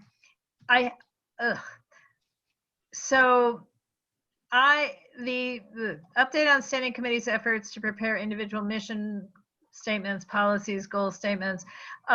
They're all working on them, yay. And I've pretty much said now that it won't be on the November agenda. Y'all guys have till the December board meeting. Right, so everyone's working on them. I wrote propose a template for committee meeting minutes, and Gabby, I'm hoping over some time we can come up with a easy peasy template for committee meeting minutes. Yes, I actually, Greg forwarded a few materials that I've reviewed, and I will have an agenda template and a meeting. No, not the agenda. I've got the agenda templates done and is approved, so we'll leave it at that. We can't. Then why is it on to review the current committee agenda template? Oh, because I was going to show and tell it, not change it. Because they changed it dramatically because of Zoom meetings. So you know. Okay, what are we doing now? Let me make sure I know what we're doing. Okay. We are going to propose a template for committee meeting minutes, but that doesn't need to be discussed necessarily. Correct. Today. And then Laura will show us the meeting agenda template that was approved by Dunn or changed by them. Yeah, so basically Nancy and I did this. See, lots of us do stuff together. So essentially this is, I'm showing you planning and zoning, but this is now every committee meeting. So page 1 is completely filled with the Zoom and virtual stuff that has to be on the front page of any agenda. So we've got it set up so it just perfectly fills that page, if I'm saying that right. And then at the bottom, it says agenda items begin next page. I don't know if you can see that. Also, you might be wondering why it doesn't say passcode or password anymore. And we got some pushback, even though every city meeting, Zoom meeting has passcodes, but they've approved Zoom meeting code. You can say that this is silly, and I would agree. So then on the next page, it's not a template. So all the committees and the board meeting and the executive committee, we're handling how we number our agendas this way. And Greg, is that a hand or a stretch? No, my shoulder hurts. I'm sorry. Okay, so I'm trying to let the committees, everybody do it, you know, their own way, as long as it's within reason. But it has to have public comments, has to have future meetings at the bottom. where we have to figure out, we have to post when the next meeting is and when the standing committee meeting is, the standing night. And then the rest of this is all the boilerplate that's been approved. So that's why I'm saying, no, we're not going to change it, because we now have the normal comment thing. The agendas, the second paragraph is that they're normally posted for public review, but a lot of these locations are closed right now, including South Seas. We're having trouble even with that. The next paragraph, the please note all UNNC stakeholders are invited to participate. This is a whole statement about the Brown Act and the standing committees being legislative bodies, and that now has to stay, because our city attorney said that if they read the fine print, that our people attending meetings need to understand that may well have more than 6 board members at these standing committee meetings. So we have to make this statement that's there. And the rest of this is stuff that Dunn gave us. And it's another 2 pages of stuff. So this is the template. Trying to get all the committees easily using it. It's very similar to the one we use at governing board. It's just that it says the chair instead of the president. So, so this is the one we're using now, and I'm just sharing that, but now I'm unsharing it. What else is this? Okay. To make it easier on chairs, could you have it someplace in our UNNC database thingy, so we can find the template, so every time we need to do it, we can go find it? I'm sorry, Dorit. I'm getting impatient. I'm sorry. I'm very tired.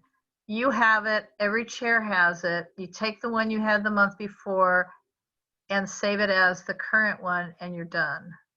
Say someone screws up, because we're human and not Vulcans. Is there a place that we can go retrieve a blank of it? Yeah. Can we have that, please? Well, I don't know where that would be other than me, because not all. Or Google Drive. Dorit, only officers have access, apparently, and not all of them, to our Google Drive for that purpose.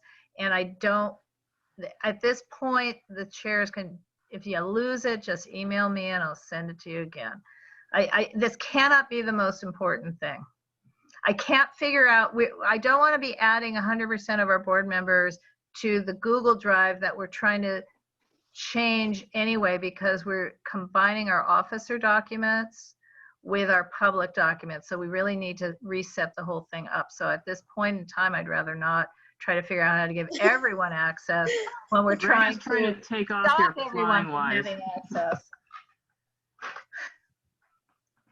I can't raise my hand on this thing. So I know, and I can't see it at the moment because I'm looking at saying, yes, Greg. Okay, I'm raising my hand. I'm raising my hand. I see that. Yes, Greg. Okay.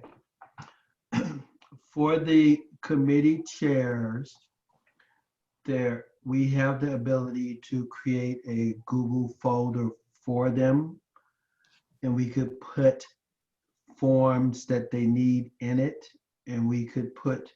We can going forward, but we don't have it now. Let me finish. That's what I said. We can. We can means future. And let me be more specific. I can do that and give the chairs access to that. And we could put these templates in it, and we could color code it so that the parts that they need to change is a certain color. Like you may not be aware that that's exactly what the real template looks like. We have a problem using Google Drive, and this is not on the agenda tonight, but the whole new proposed policy on this media communications policy from Dunn, which is not ready to go yet, but they're starting to limit our ability to do all of these things. And I want to not start something that has to then be disbanded. And when we have the minute template, and we already have this template, you know, there's 10 active committees. I don't know that we need to create a new Google Drive that Dunn requires access to in their new policy, which is weird, but this is hardly a thing worth talking about at length. Dorit, if you've lost yours, I will send it to you again. The problem, Dorit, is that I know what you're really doing is writing it in Google Drive because you're going from place to place. And I will tell you that the version I had to download that you shared with me, I had to clean it up completely. So there's, you know, this is not a great way to do it anyway. Okay, Laura, there's no real need to point out and pick on me at this moment. Okay, you've already said I've wasted your time. You've already said that this was something you didn't want to answer. So yeah, I get it. I screwed up my agenda. Thank you. Let me raise my good hand because this one hurts. Sure. My proposal still stands, and it may not be, it's not hard to do. And if we need to change it, I could change it easily. But it would be a standalone Google Drive because I really can't we can't be giving every board member access to our Yes, I know. office Yes, I drive. know. I would just be for the committee chairs because those are the ones that need it. Okay. You can select who has access to it. Now, if they go to if they go in the bathroom like we used to do in middle school and write the directions on the bathroom wall, then everybody that comes in the bathroom can see that. That was a joke, okay? So, but I could do that. At 9:03 at night, I'm not really in a joking mood. Well, you can't. I'm awfully tired. Okay, well. Yeah. Let's be nice. That's all I'm saying. Yeah, I know. Okay, I'm sorry. It's just that the truth is there is a template. Every committee chair has been given it. I agree with you that once we have a bunch of other things and like minute templates and other templates and procedures and stuff, there should be a folder, but we don't have that stuff right now. So we, you know, just to make it easier for people. That's the goal. It's fine. It's fine. My concern literally is, okay, I can't keep saying the same thing over and over again. Yes. It's, you know, with Nancy, we created the template, and what we want is the committee chairs to use the template that was created in the manner it was created. And the best way to do it is you take the document you had last month and you save it as the current month and not have to keep going back to the Google Drive. I understand all that. All right, but we can move on. We can move on. Okay, what's next? Well, grievance procedures. Yeah, right, the grievance procedure. So again, that's a document. I extracted it and made a little thingy here. So these are them. And what they are is the important thing would be to go to the second paragraph. No, the first paragraph.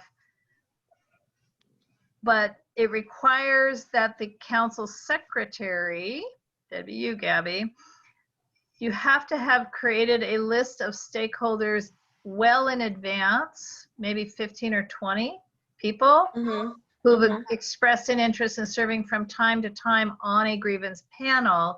Then if there ever is a grievance, you select 5 people from that list to hear the case.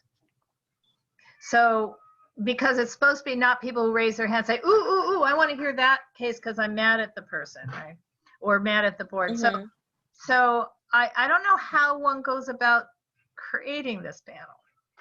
I mean, creating this list.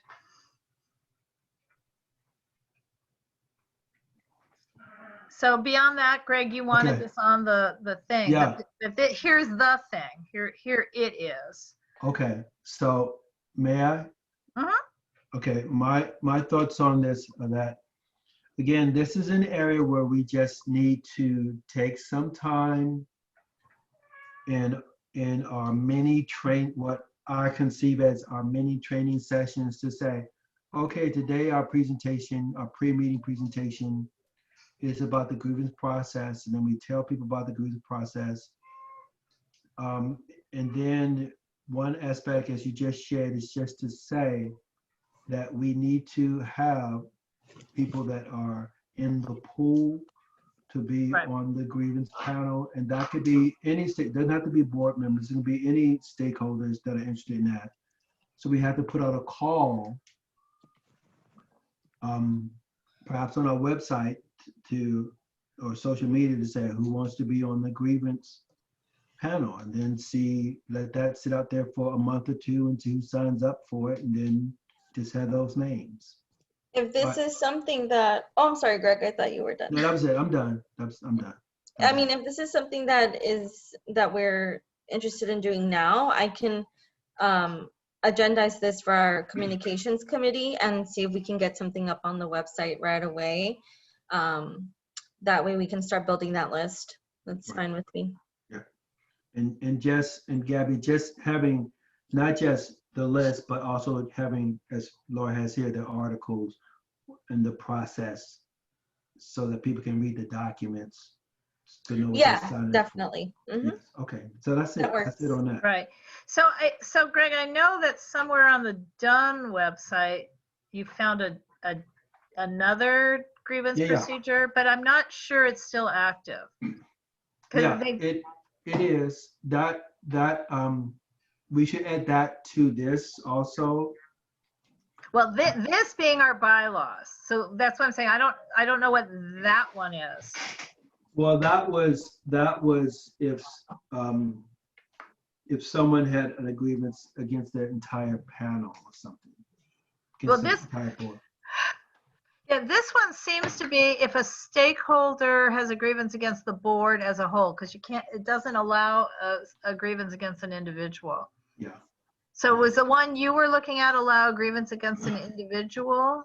No, it was, no.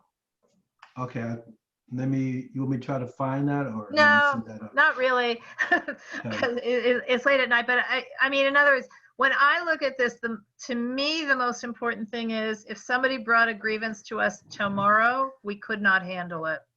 No, we can't. Right, because we don't have that pool of people from which to create a ad hoc panel.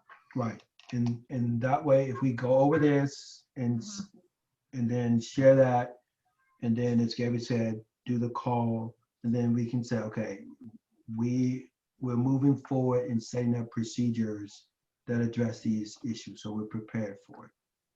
Won't get done right away. It might be done like 2-3 months down the road, but we're still working on it. And so I'll send that what I have from the city website to Gabby and to you also. Okay, right. But not right now. And I suspect the reason it says that this last sentence, neighborhood council will follow the city rules in handling of grievances, second to last sentence. I have a feeling the reason it says it generically like that is that those rules change all the time. Okay. All right. Best guess. Next. Okay, so Asai and Hugo are requesting the establishment of a new housing policy committee. You guys, it says the agenda says the proposed purpose of this committee is to learn, enlighten, and take possible actions and/or make recommendations regarding housing policies and proposed ordinances at the local City of Los Angeles level, including if the city council is weighing in on county, state, or federal policies or legislation, and also to have meaningful dialogue and discuss potential solutions with housing policy leaders, city department staff, and elected officials. And I will also pull up the proposal itself. And who's presenting? Is that Asai or Hugo? I'll be presenting. Okay. Looking for it. I thought I had it open. If you don't mind, I don't mind talking while you pull it out. Okay. Because So the reason why I and Hugo kind of thought of this committee, just being completely honest, is the fact that one, we wanted to encourage others who don't know too much about housing policies in general, with knowledge of what's going on in city, county, and even state politics that could affect those same neighborhoods that they live in. Also knowing the basic terminologies, like what is an HPOZ, which many people don't know, or they don't even know their own neighborhood's zoning. And so one of the things we really wanted to work on is to kind of have more of a informal dialogue with those same stakeholders, but at the same time being able to bring in policy experts from the city, state, and county to come in and have those meaningful discussions about either legislative bills or current active bills or legislation that's already been passed, to kind of have a dialogue as to see where the pros have been and where the cons have been, and how it's going to affect us if it applies to us as well. And I'll leave it at that for now. I don't know if you guys have any questions, or if Hugo, you wanted to say anything. well, I'd like to hear from Hugo, and then I do have some comments. Okay. If Hugo has anything to say. Yeah, just really briefly, I just wanted to say that I think it's really good to have this. I think it's always good when we have more discussion, and if we can do it in a way that doesn't take away the time of every board member, you know, when they don't want to be involved in certain discussions, and even better. And you know, if other board members want to get involved, that'll be great. And yeah, that's about it. It's very brief. So my hand up raising. And I had a conversation with John Arnold about this. We very much like the idea of having, I'm going to use it generic, a committee on this, but feel that this is really a subcommittee to the existing Planning and Zoning Committee. And what that means technically is it would not be subject to the Brown Act. They don't have to meet on a regular standing basis. They could do all the things, but we are already doing most of these things except the part about having speakers. So, you know, we're tracking housing policy, we're participating with the city in those discussions, meaning the Planning and Zoning Committee, and have for years and years. However, this is really very focused. So our recommendation is to establish it as a subcommittee to Planning and Zoning and give them the freedom to meet whenever they want. And we would probably want you to be somewhat, you know, consistent with the Brown Act, but not subject to, so you don't have to do meeting cancellations. Just call a meeting and hold it. And we would handle it otherwise in the same way. So that's our recommendation, but that may not be what this executive committee would want to do. On our end, I feel that we thought of subcommittee as well. It's obviously very similar to that of a Planning and Zoning Committee. I believe the only reason why I wanted to keep it as a committee is because we wanted to be able to still, in a way, abide by the Brown Act. We actually wanted to. The reason for it is because considering that we were going to be having speakers coming in and having people, even elected officials, come in, they get a updated version of certain agendas. A lot of the constituents get things ahead of time, and we get them prepared ahead. And that's kind of why we wanted to do it that way, to also. Now, aside, you don't have to not do it that way. The thing about a subcommittee is it's not required to meet on a standing meeting. Okay, I'll say it a different way. The standing committees are becoming difficult. They're good, but difficult. They have to meet on the same night, once a month or once every other month. If they aren't meeting, they have to send a cancellation agenda. They, you know, other than that, it's not about, you know, that's the Brown Act part that we would absolve you from, right? But right. More equally important, we cannot have two committees that are totally that are overlapping or in conflict or coming up with different policies And also important, I mean, this is what John does for a living, and he's already, you know, it's meaning affordable housing, building housing. And he's tracking this every single day. He's talking to these people every single day. And we teach classes at Planning and Zoning Committee. We you know, all of those things. So it's how do we have two committees that are so overlapping that may end up in conflict, possibly even, rather than a collaborative situation. So we have two issues, and one is just the administration of it, but you can do it with Brown Act just without having a standing committee.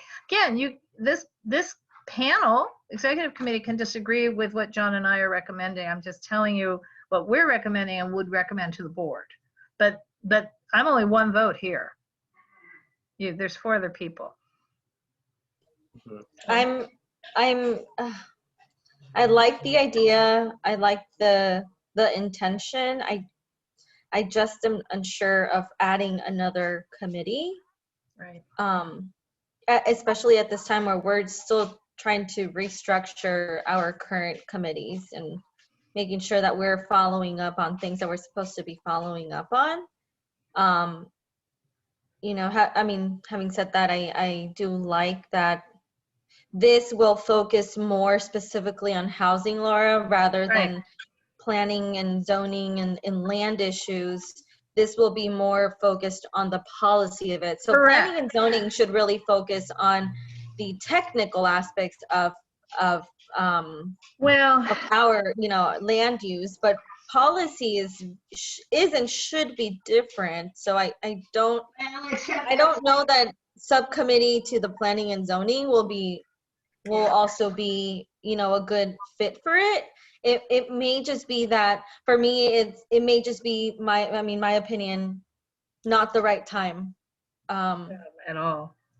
You know, and also just to throw it out there, I love that, you know, you both came up with this and it's really cool. I am really all for it, but I think we also have to keep the chair open, an open position for any interested member. Is that correct? Correct. Oh, right. If we first we establish the committee and then we vote who are the chairs. The board would have to vote. If it's any kind of committee, we have 3 kinds: subcommittees to existing, ad hoc committees, and standing committees. The board would have to vote into place the committee and then vote for its chair or co-chairs. You are correct. Hugo has his hand up, and I'm looking for something else while you guys do. So Hugo has his hand up. He wants to speak, or is that still up from before? Yeah, I have a comment. Okay.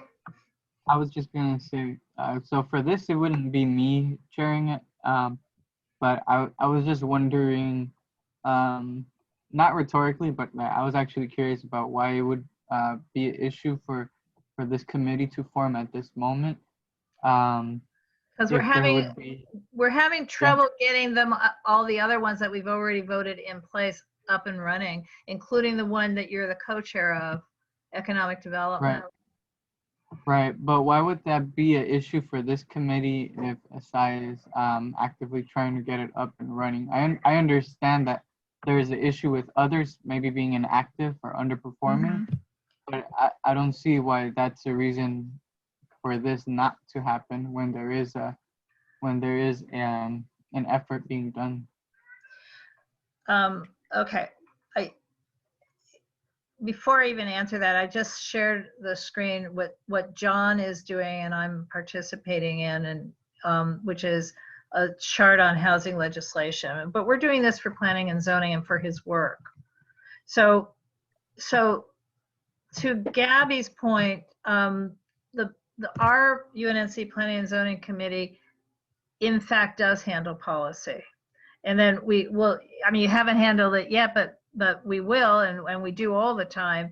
And we propose policies, and then we vote on them, and then we apply it to case processing. So a little policy that we voted on some years ago, for example, we, meaning the board, was to request the use of native plants in all of the developments and not just drought resistant. So that's a policy. We then apply. Well, it in I'm cases. mostly referring to housing policy. So I understand. I mean, land I understand. So in 2008, I was tapped as the planning and zoning chair for UNNC, tapped by the city to sit on the housing element update committee. And then John was on, not the current one, but the one just before, similar thing. He's on the neighborhood council, land use co-chair. He was representing South LA neighborhood councils on the city's housing element. Neither one. Sorry, Laura, I think we should get back to what. Well, no, I mean, in other words, please don't assume that our committee that exists already doesn't do policy, because we do. But that's not really the concern. Would be if another committee is doing policy that conflicts with how we're handling it at planning and zoning. So that was our concern as the committee chairs, and why we thought it would be best if it was deemed a subcommittee to our committee. That may not be the right answer. Another possibility would be an ad hoc committee, although it does seem that housing is not a temporary issue, and ad hoc is usually understood as having a beginning and then an end. But I'm not clear how it intersects, and I'm not clear how, I mean, again, I'm running through this document, which is something we're tracking, which is all the housing laws and how they apply, because we need to know all this stuff. There's no doubt about it. It's just what's I think Hugo has his hand up. Yeah, I can't see that. Sorry. So Hugo, are you trying to speak? Yeah, I was gonna say, you mentioned that John Arnold tries to do things related to affordable housing, and so I feel if that's Not the case, tries. I'm showing you what he's doing. You can see it on the screen. Well, it's semantics, but you get me. So he does things related to affordable housing. So I feel that minimizes the potential of conflict between what the Planning and Zoning Committee is doing and what the Housing Committee would do. And so also I was gonna say, I think it might be good to have two separate ones, because as Gabby was saying, it does make sense for there to be a distinction between what each of the committees does, because each committee does take a long time when it's even just a very small amount of items, and planning and zoning committee meetings tend to focus on things that's not necessarily always these issues that we're bringing up about housing. They tend to be a lot about like zoning, which makes sense because it's in the title. And I understand sometimes you guys do talk about affordable housing and policy, and I understand that. But when it's not the entire focus, there's a lot of discussion about things that aren't related to that. So when people go to those meetings, they're sitting there listening to items about things that they're not necessarily interested about. People may not necessarily be interested about the native plants in certain places. Not saying that it's not important, because I do think that's important. But when it comes to housing, people are looking at different types of discussions and are focusing on different things that maybe planning and zoning isn't necessarily doing at the moment. Okay. Greg has his hand up. I can't. Oh, sorry, Greg. You're muted. You're on mute. So I'm sort of ready to make a motion. But before I do that, my concerns are for the two individuals that are wanting to do this. As I share with both of them, I'm concerned about their schedule and what they put on themselves. I expressed that to them personally and individually. So that being said, then I do understand that the the focus area, what you want to work on. And so with that, I'm ready to make a motion once we're done with our discussion. Okay, so I'm going to kind of sum up.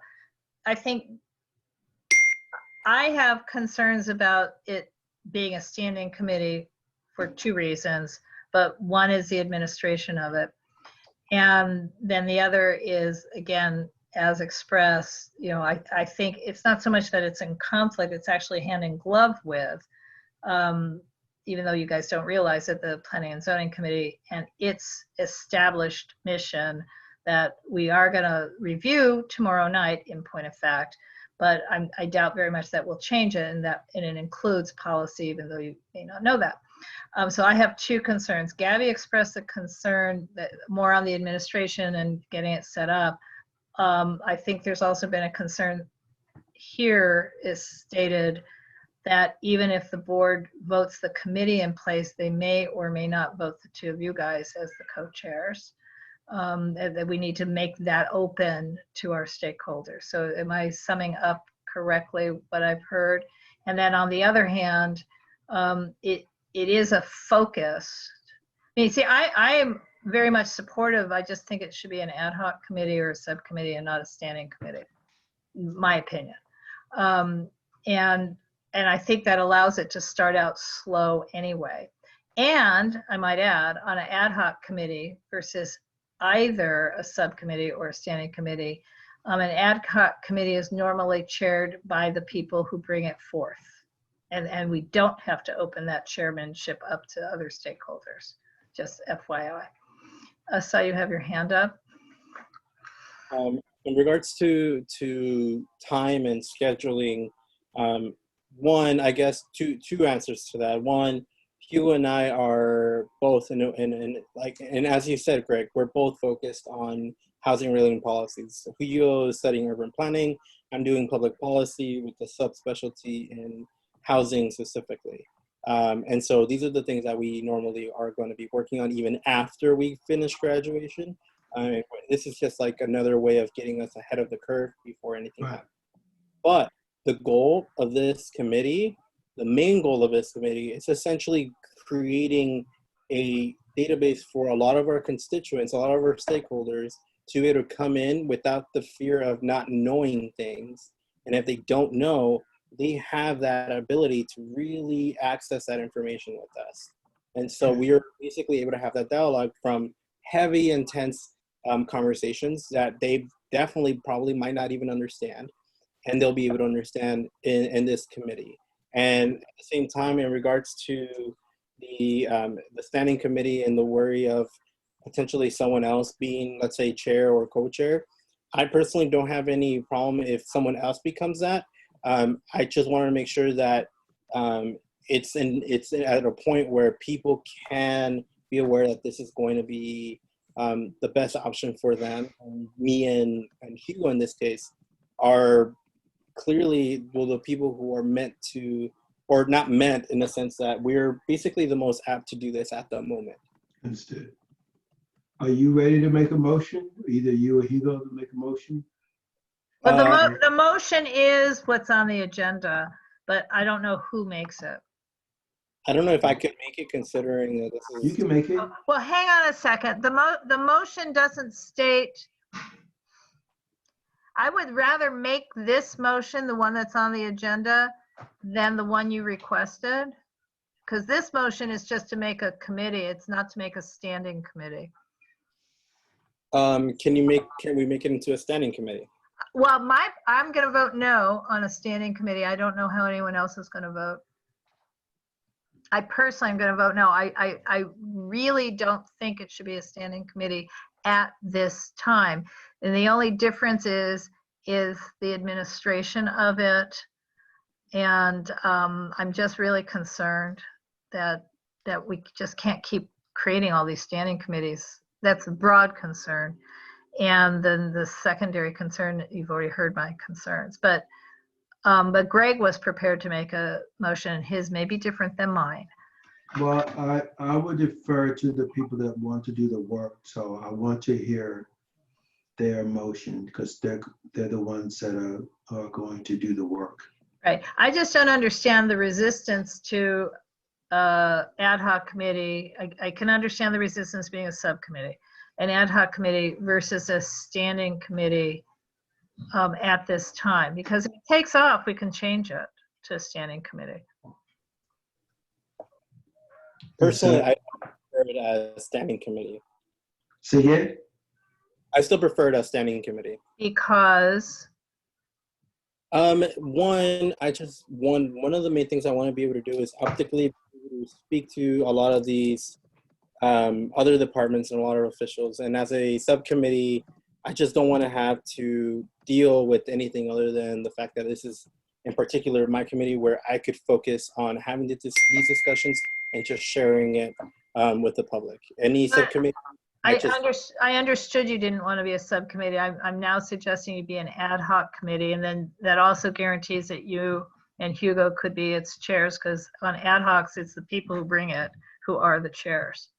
Well, the ad hoc committees have to have an end term, an end date, pretty much. So they can't be an ad hoc committee because housing policy will be continuing forever.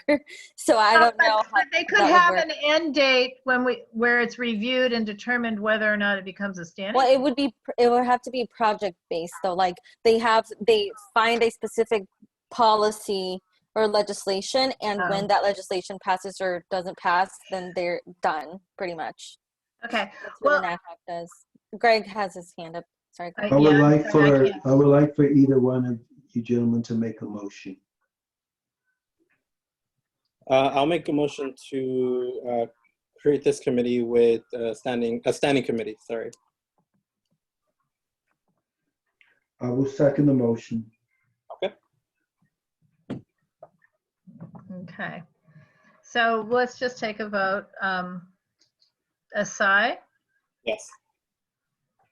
Hugo? Yes. Greg? Yes. Gabby? I'm gonna go with no. Yeah, and Laura's voting no. So this does move to the board on a 3-2.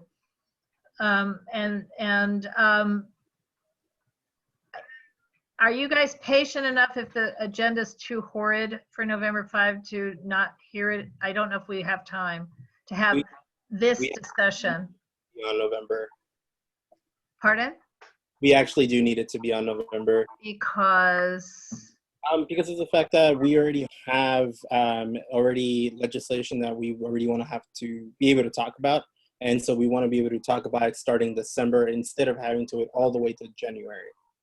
Okay, so Asai, we have a really big agenda for November. It doesn't stop you from calling a special meeting if there's no room. I don't know at the moment if there's room, but we have so far. Yes, Greg.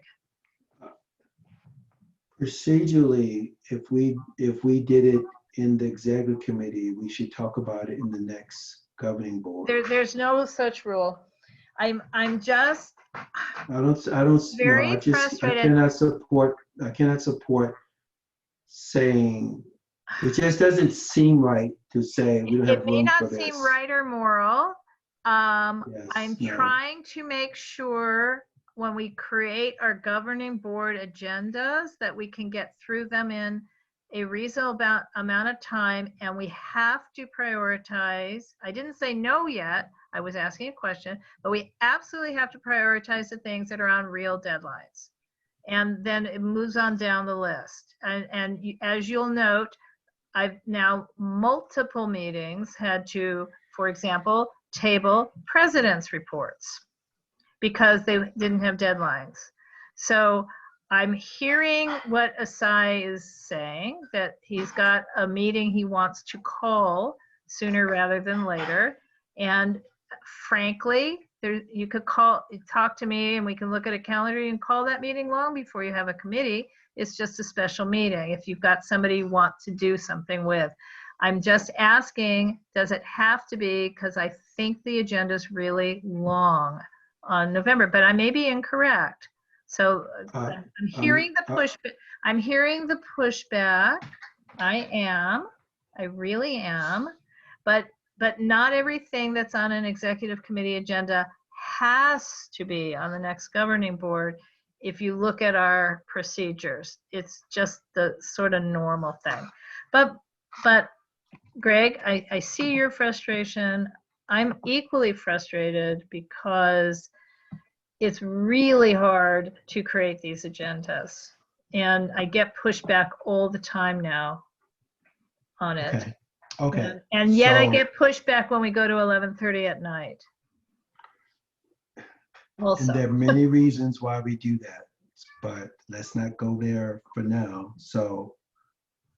Yes, but I do item, want to stress that this needs to be on the agenda.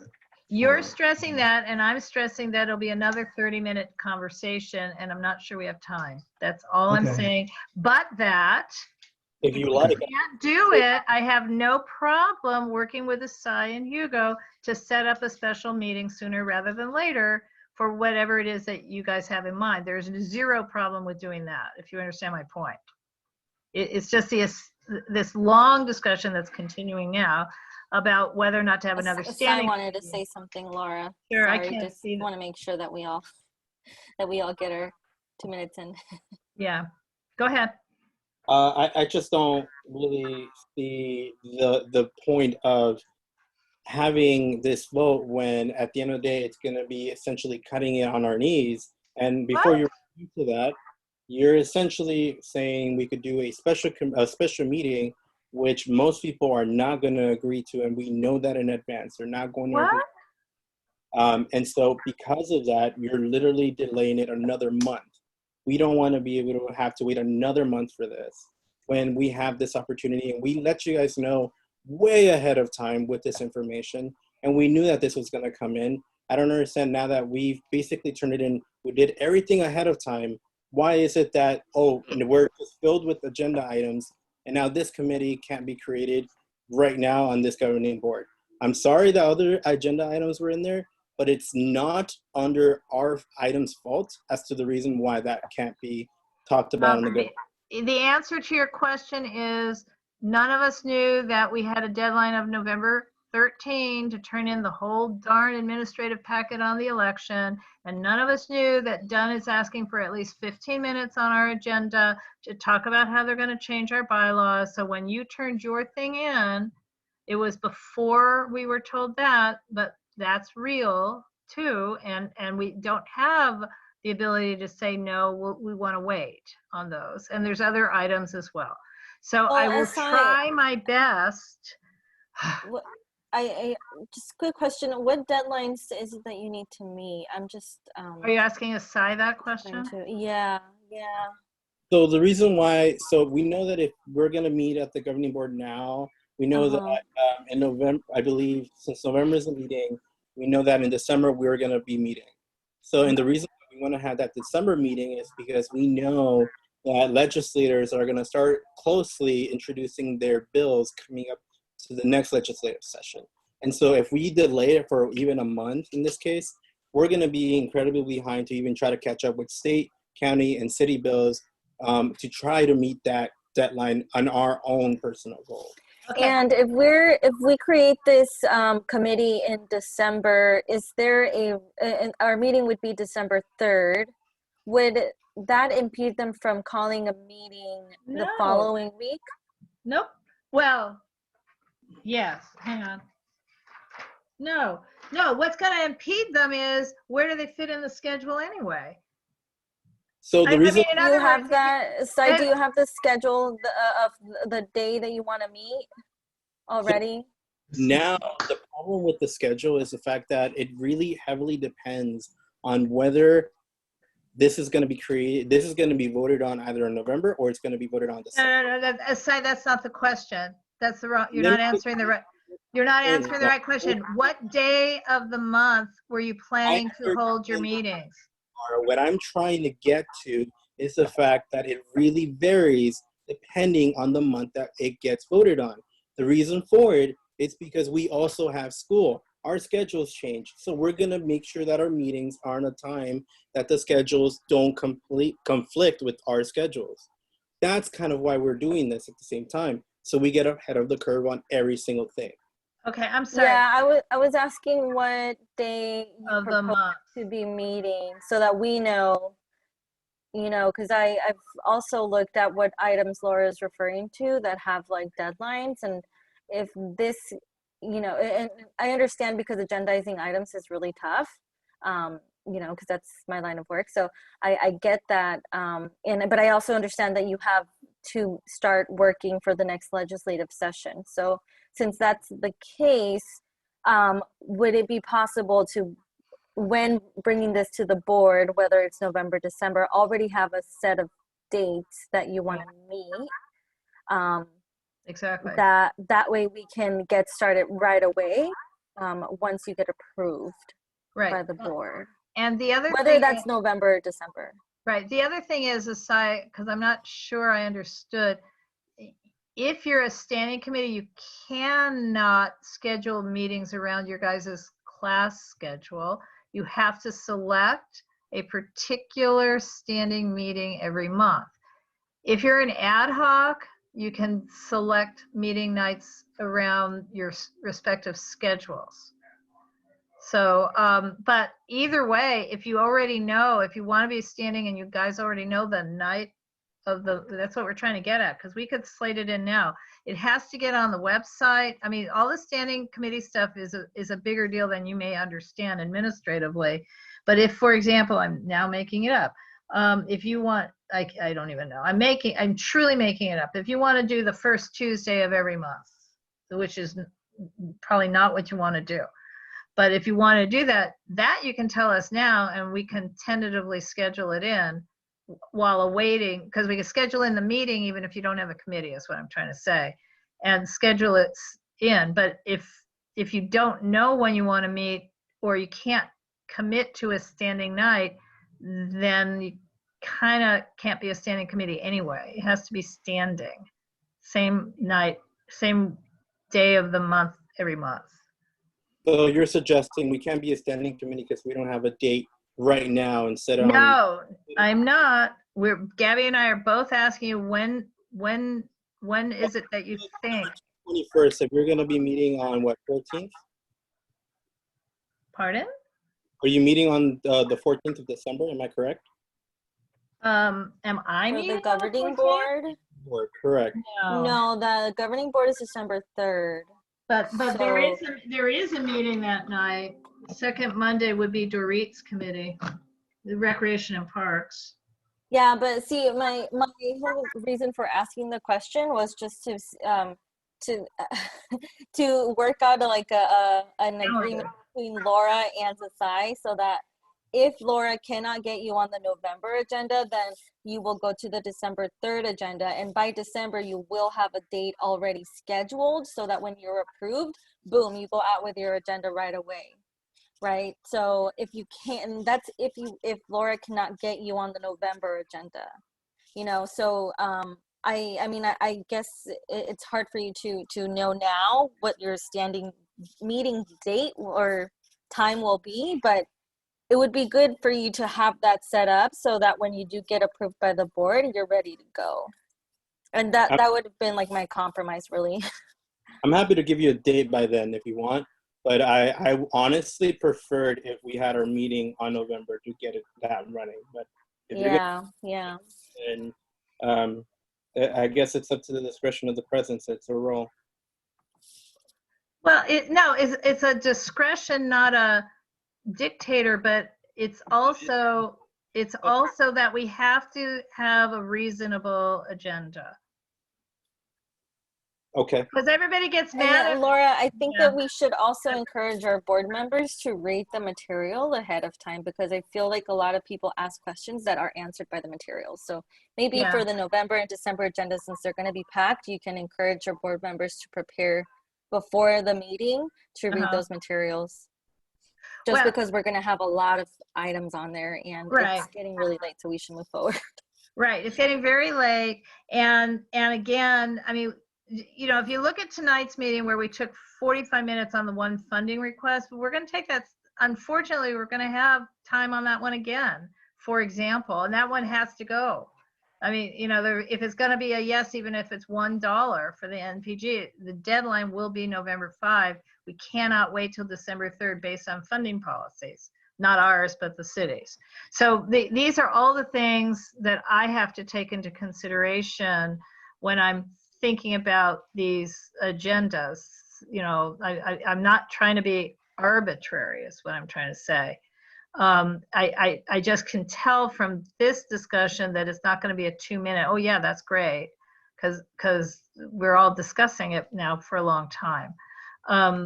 And it's not, okay, I mean, you've got, so if you, aside, if you guys can figure out truly, I mean, there's no reason not to plan a December meeting. That's what I think Gabby and I are both saying.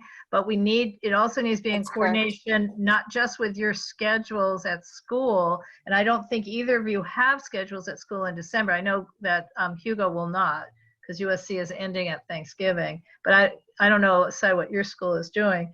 But you guys could probably figure it out, but it has to also be coordinated with all the other already established meetings.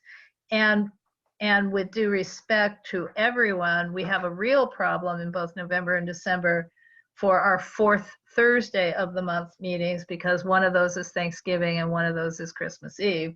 So they're scrambling to find alternative nights as well for those 2 months. So it's kind of, we have a mess of a calendar for committee meetings as well the next 2 months.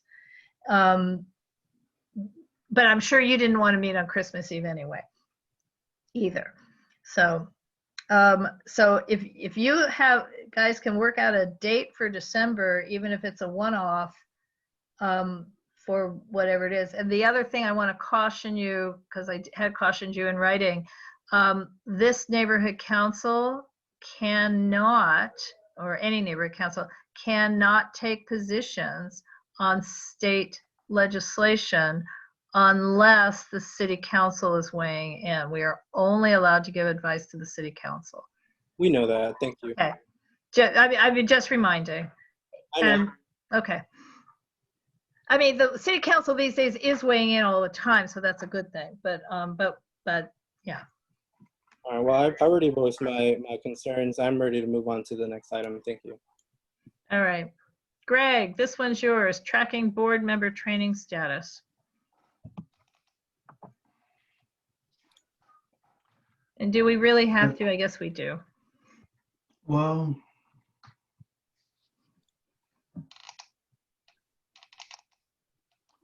okay, this is our current status of training, and anyone that's in yellow is not completed the training. Well, Gavin has resigned, so that's just gone, by the way. You can just delete that whole category up there. Yeah, so what I have been doing is emailing individuals about their training status, and I will continue to do so. Okay.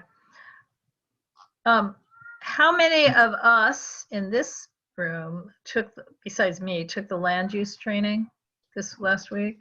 Anybody? Oh, so sad.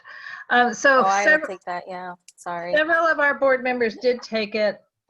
This was the gamble risk thing, which is I'm being told by certain done officials that they're going to require our entire board to take land use training, because we don't have an appointed 6 people on a land use committee. And this was going to be the easiest, but there's also the chance that they'll never do that. And then those of you who didn't take the easy version of the training won, because you won't ever be required to do it.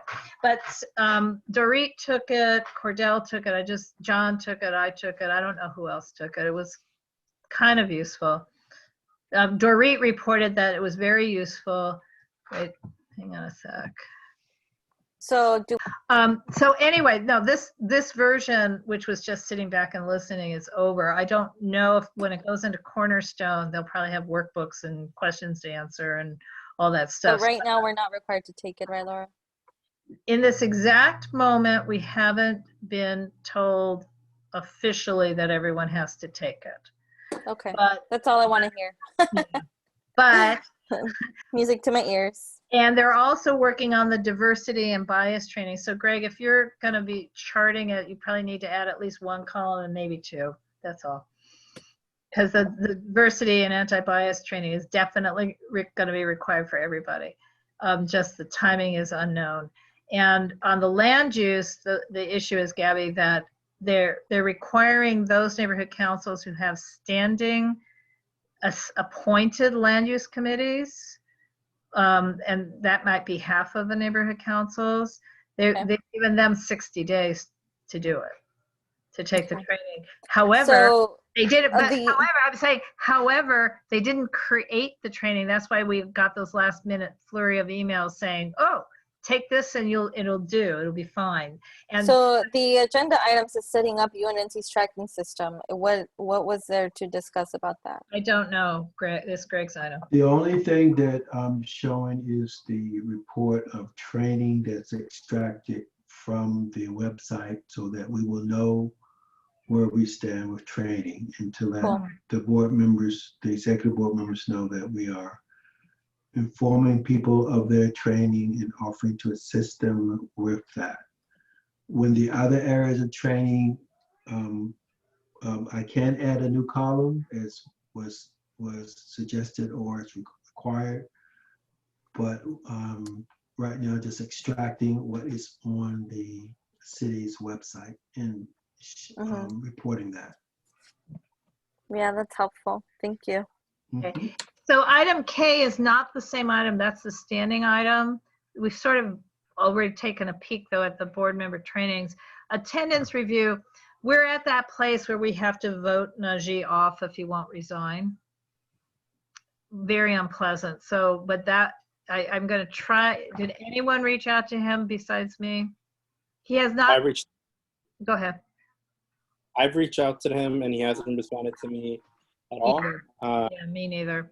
So sadly, back to what has to be on the agenda and what doesn't have to be on the agenda, I feel this one has to be on the agenda because since we've had a resignation, at next month's executive committee will be interviewing candidates for the at-large position, and it just feels that we should be interviewing candidates for the area rep position at the same time and voting on both of them in December, my opinion.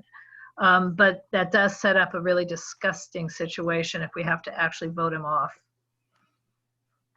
So it'll go on the December agenda, this thing?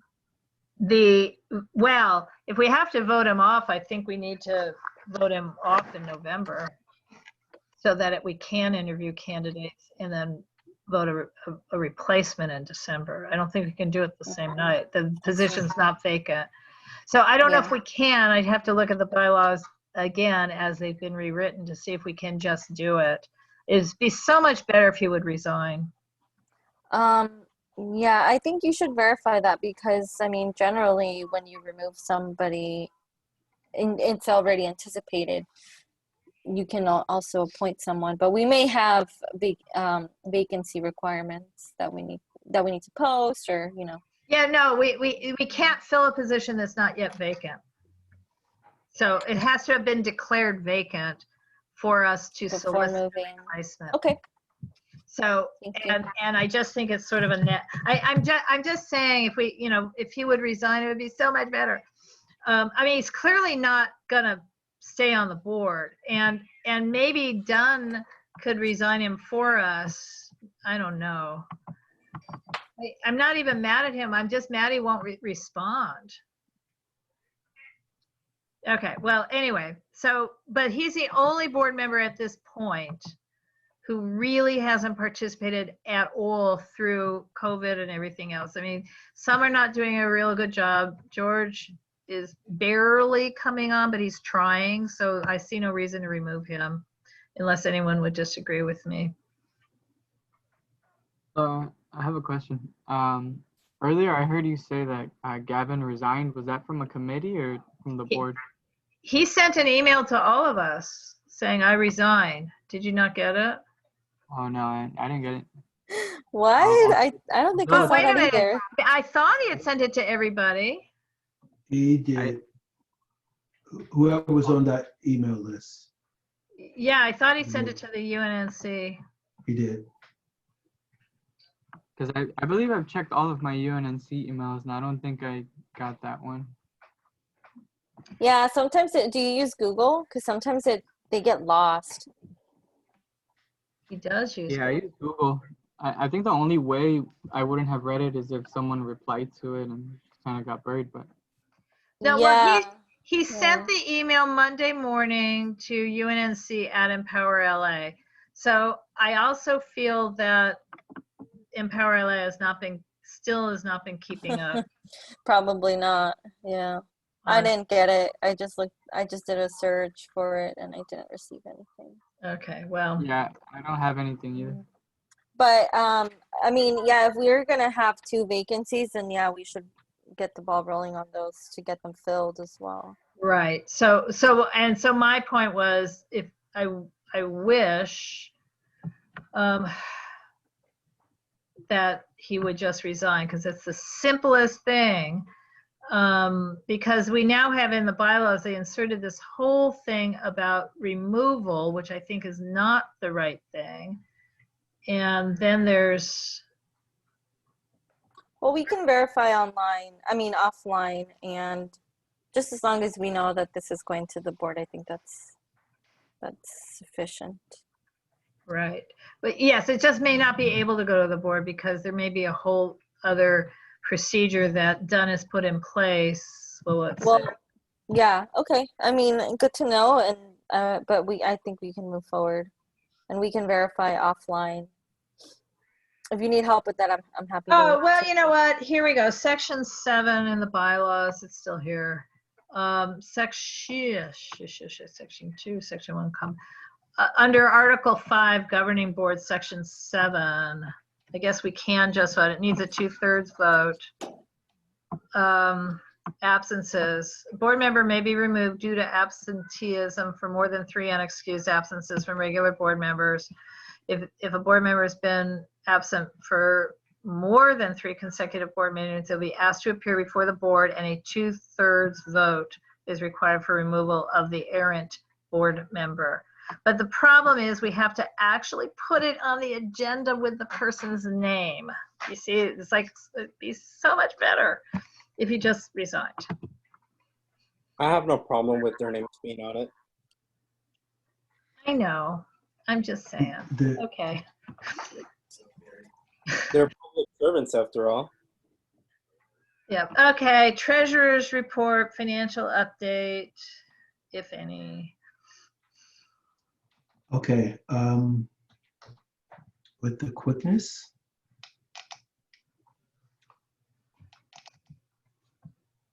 Okay, so this, can anyone see this? Yeah. Yes, okay. Okay, so total amount spent, $260.48. We are moving forward with our Facebook boost and post and things like that. And that's our budget report. Nice and short. Oh my God. Okay, so that's a budget report. So I make a motion that we approve the September monthly expenditure report. Is there a second? I second, Gabby. Okay. Is there any discussion? I have other things I can share after we do this, but. Okay. Are we supposed to be approving the MERs in executive committee, just out of curiosity?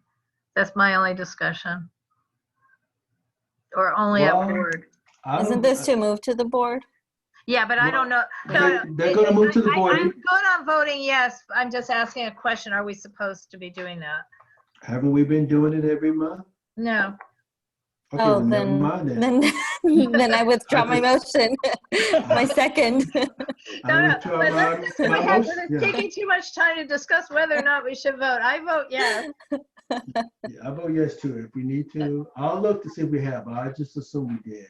Yeah. Okay. Okay, But well, let's just vote, and then if we don't have to do it again going We'll forward, just- that's cool. yes, okay, yes. Gabby, yes. I'm Laura, sure yes. Sign Hugo will Greg, yes, yes. right? Yes. Okay. Okay, All so, right.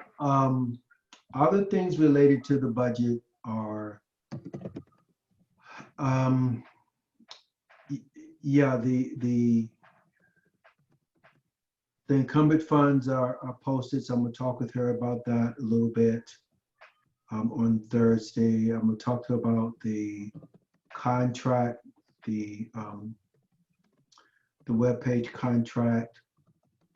And yeah, I guess that's about it for now. And then I'll just have the other information about moving money around for what the communication committee wants to do with the funds. Mm-hmm. Okay, that's it. I just wanted to note that for the Facebook boost that you had there, Greg, we Yes. actually saw some improved engagement numbers, which Sweet. didn't necessarily translate to attendance, but we are seeing more engagement. So we're Good. hoping that that will have an impact on engagement and attendance at our meetings at some point. Good, sweet. I like that. Get the word out. Okay. The next item is the minutes. So Greg, I was under the impression you might have taken some minor minutes last month. I probably He did. did. I have those, and I wasn't sure what this item referred to though, Laura. So if you want to provide me with some guidance, I'm happy to do that. I mean, this is just a standard. This is the weird agenda. It's always called Secretary's Report, but it's really the minutes. Oh, I see. Okay. So yeah, I have the minutes that I took some notes, and then Greg has some minutes as well, which I can. I mean, I guess that could be the final version. I just prefer to clean mine up based on the recordings. So, but we already talked about you downloading those and getting those to me this Saturday morning. So that's when that's going to happen. And I want to have all the final versions of the minutes cleaned up by the next board meeting. Okay. So at the board, we can have, so this is how it needs to work. We actually passed a motion a while back once we started these Zoom meetings. The draft minutes, not just can, but will have to be posted in the agenda packets because that's the only way we can distribute. But at the board meeting, we only approve the board minutes, and then at the November executive committee, we can approve the backlog of executive minutes. Okay, that works. Mm-hmm. All right. All right. So there's nobody here with committee updates, right?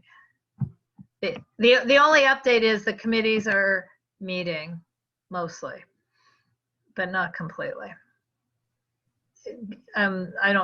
Gabby, you've been to a bunch of them too, and I've been to too many. 10 I've been monitoring. So, So Greg, I guess my only question is, you're talking to Miss Dungo tomorrow, right? Having yet another conversation with her.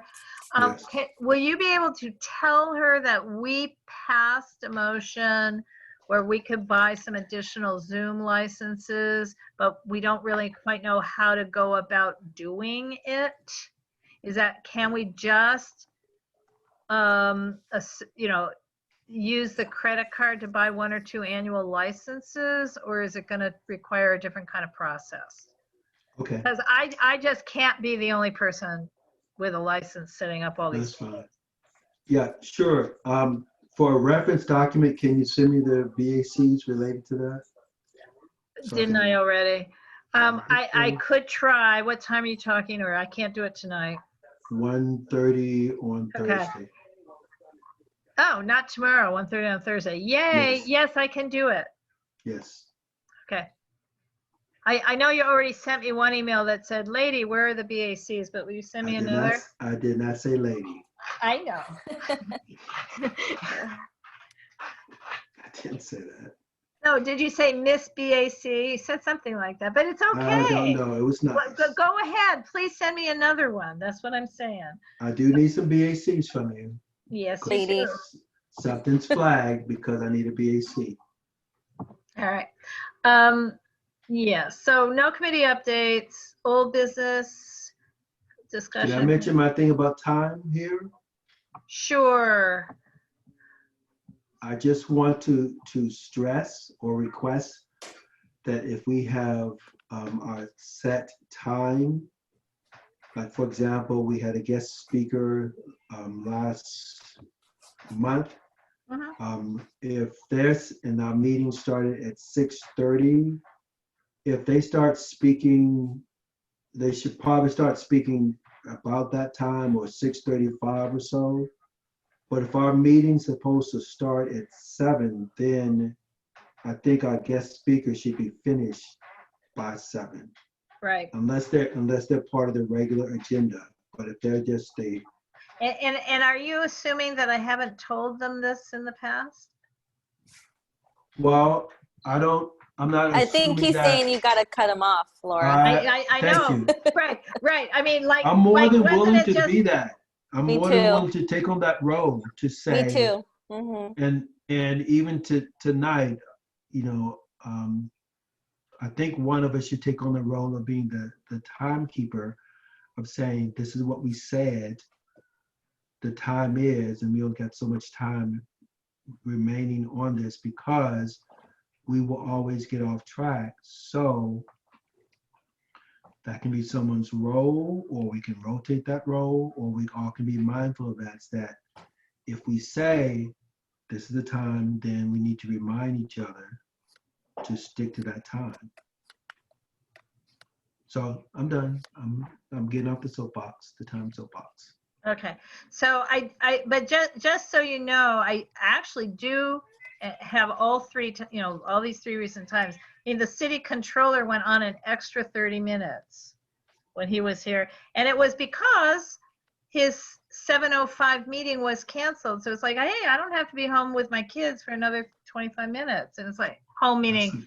I know. So no, I can take the role right now and say that we can adjourn because our discussions are done, right? Go, Sure, Gabby, you are superstar. Right, because there's no other old business, correct? That is correct. Okay. All right. Have a good evening, my friends. Okay, bye. You too. Talk to Thank y'all later. you. Bye. Bye. Usually I'm very nice and I wait till the end when everyone is Okay, gone. well, but let me I'm give going you to the opportunity.